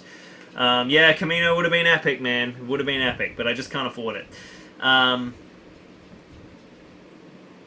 It's beautiful. I love it. Keep playing it. I mean, it's an amazing game. Have you got a time scale for releasing more Minas Tirith battle reports? All before September. I want all the Gondor, Siege of Gondor stuff done. Hopefully, the first one in late January. That's the dream. Yeah, Darren says Legion battle reports are some of your best content. I totally agree. I absolutely love them. They were just a dream to make. They're my favorite thing I've made on the channel. But they just, yeah, I just lost so much money the last time I made one. It really hurt. I already have a 3D print of Kiadi Mundi. I think one of my mates gave them to me. So yeah, there's going to be some spicy stuff. Yeah, I mean, yeah, we'll see. Hopefully more Legion content. Yeah, I mean, that's it. Yeah, I am. Glorious Grunt. Soon. September, hopefully. That's the dream. So this stuff is all dried now. What are we up to? We're up to 11:18. How do we get onto that heresy stuff? I have no idea. Someone mentioned the heresy plastic box, and Lockie just goes on a rant. 206 viewers. I'm almost released. Remember, guys, I'm not allowed to leave until there's less than 200, or I decide to leave. Those are the two criteria. You guys are getting close. So if you want me to hang around, don't go anywhere. So the next thing to do on this board would be to do the stuff at the back. I'm not going to do that for this stream. Not for this stream. For this build until it's all good, Chaz. It's all good. Until we got I know what's happening with the buildings at the back, because like that back courtyard back behind this gate, that's a really cool opportunity for a whole other video, I think, where we make like a nice little environment in there. So I'm really happy with these. These are looking pretty strong now, so I think we can probably start to carve those in about an hour or so. So that's all looking pretty solid. We've done some great streets. We've got all this built in. This foundation's ready. So for the next step for me, 205. I'm almost out of here. So the next step for me is to smash the next couple of buildings. So join this. This is 2x4 of a 5x4 board. The other 3x4 is sitting out on the back porch, wilting in the heat probably. And I need to join these back together and then start moving more foundations down the slope. I've got all these buildings here. I'll give you guys a preview. This is Eric's building, which we know it goes here. Here's Benji's building. It's a square. Here's Raquel's building. Oh, it's a rectangle. I know my shapes. It's also a rectangle. Here's Dave's building. It's a rectangle with a little thing. Here's Andy's building. It's a big rectangle. Here's Ollie's building. It's a really big rectangle. I know they're pretty intense spoilers, so try to control your excitement. So those are the floor prints of all their buildings, and I have to stagger them down the slope. So that's my big challenge for the rest of the day, and then I'm going to start editing on Tuesday. Keep editing on Wednesday, and then maybe do a little bit more if I have to, and then I'm hoping to have this video fully edited and ready to go by Thursday, and then I'll save it and put it out a week later so it comes out after Christmas. So that's my dream. 207, you guys are keeping me here. It's been, I'd be super surprised if the build videos for Legion did badly on the channel. I did one and it did terribly. The Geonosis board build it did very badly. But it wasn't a very good video, I don't think. So it's just a red field. It wasn't very exciting. I did do a Crash Lat Gunship, which was like the worst video on the channel ever. That did shocking. Yeah, so Jonathan says, do you ship stuff to the UK from your shop? I do, but all the Geek Gaming stuff, just buy in the UK, because it's obviously much cheaper, because I import it. But all the resin bases ship to the UK. I actually have like a cheaper UK shipping rate than the rest of the world, because the only things that I send to the UK are my own products, like my merch, like the dices, the Zorpazorp dice, or my resin bases. So I'm prepared to take a little bit more of a hit of those so that you guys in the UK can get them. Whereas I ship all stuff to the rest of the world, so I can't take a loss on that postage, or I like lose product cash. So. Oh, it dipped below. Oh, I didn't notice. We're safe. How big is the Minas Tirith project going to be? Asks Robert. So the full, basically, I'll build from the gate to the second gate on the lower level. So this board here is the far left-hand side, and then the far right-hand side will be the front gate with the big bit of rock going up. That, I think it's about 10 meters wide. And then I'll have a little bit of the second wall kind of dotted behind. There'll be like this section here that we've got, and then maybe like one more in the middle, and then one more at the other end where the thing goes up. And then where that goes up, I'll probably also do like a couple of focus boards on like the third and fourth levels, like little mini dioramas which just sort of sit up elevated or something. So it should be pretty sweet.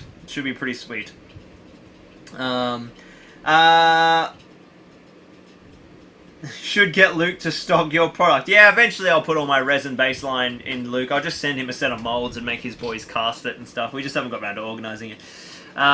If he goes under 200, he leaves 199. I'll give you guys 2 seconds to come back. I don't really know how this works. I can't really create a call to action for people who aren't here.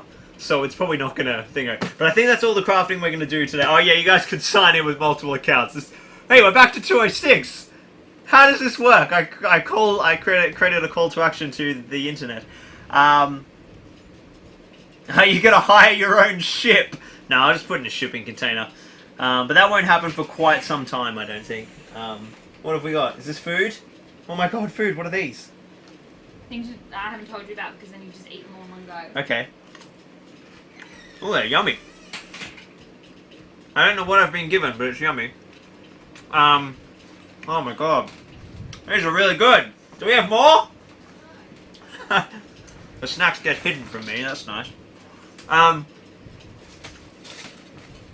No. Kaylee says, you've got a lot to answer for, Mr. Zorp. I've just picked up the Pelennor Fields box after watching all your vids. That is most exciting. That's what I like to hear. Oh, I'm kicking over my own bin. Indoctrination. Immersing people in the hobby. That's what we like. We need more people. Thanks for the stream. First time I watched live. Really good, says Jonathan. Thank you for joining us. Oh, no problem, Krabby. I'm glad you're all, you're enjoying it all. Yeah, it's been a big slog this year. I have an interesting challenge for Zorpazorp. It's like, all my videos take so long to make, because I make this stupid shit. So, it's really challenging, kind of, getting everything done to schedule. Everything just takes me so long, and I have all these ideas, but I can't make the stuff I'm working on fast enough to get to the next things. So, it will be really exciting when I get to a point where, like, the channel's earning enough money that I can hire some staff to help me build. Like, I know Luke got to do that sort of pretty, when he got to that stage, he was able to really kind of exponentially increase his output. But just because my stuff's so complex, it's why, like, when I first started the channel, it would be like one video for a whole build. And each video took me like 5 months, and I was like, this doesn't work. So that's why there's been like 6 Minas Tirith videos. It is tricky. But we'll see. I know, yeah. The problem is, Gary, if I do a simple series of videos, no one watches them, because they do terribly. So, no one cares about how to build a house anymore. That's like YouTube of 2005, or 2010. So, to get you guys excited enough to watch, I want to make these exciting projects. It's just like the downside is, they take so long to make, it means I don't get to put out as many videos as I'd like. And then when they don't do well, oh, it hurts! So it's a bit tricky.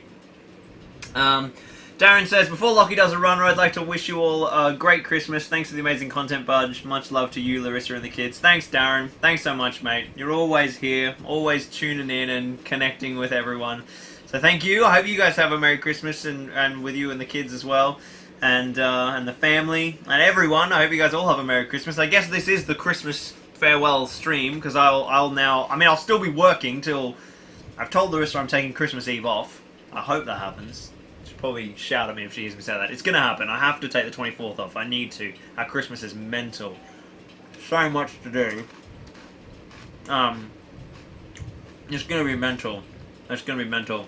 I don't do commissions anymore. I think that was Jonathan who asked that.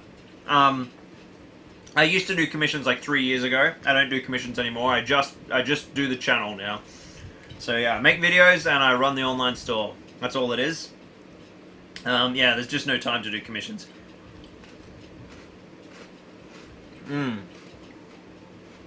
God, these are so yummy. Well, thank you everyone so much for joining us. I think that's where we'll call it today. I'm going to go pack all the orders for the online store. If you want something from Zorpazorp.com, order right now and it will get packed today, because I'm going to go pack everything. So if you want any modelling compound or any of the base readies or any other stuff we have, or resin bases if you're in the UK, the link's down in the description. The new resin base range is amazing. Ruined City it's called. Jacques sculpted it up for me, my little sculpty boy. And my resin casty boy Dan casts them all up. We just got a massive new shipment of them all. I got Dan to cast a bunch. They went out of stock like a week later. Got a bunch more, out of stock a day later. And I was like, alright Dan, cast like 1,000. So how many did he cast? He cast 70 packets of the various range. And there's like at least 10, there's more than 10 bases most of them. So he probably cast about 1,000 bases. Maybe like 800 or 900 because some of them are cav.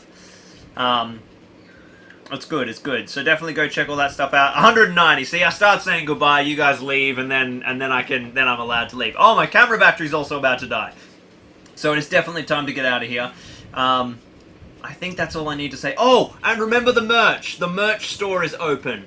There is a, yes, I know, I need to do a Christmas jumper. I just couldn't get it done this week, but I want to do like a sweater with everything.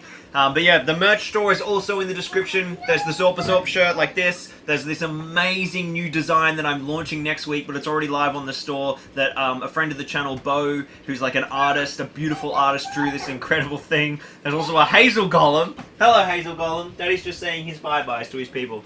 And then there's some other... Oh, there's the Grimbold meme merch, so make sure you guys check that out as well.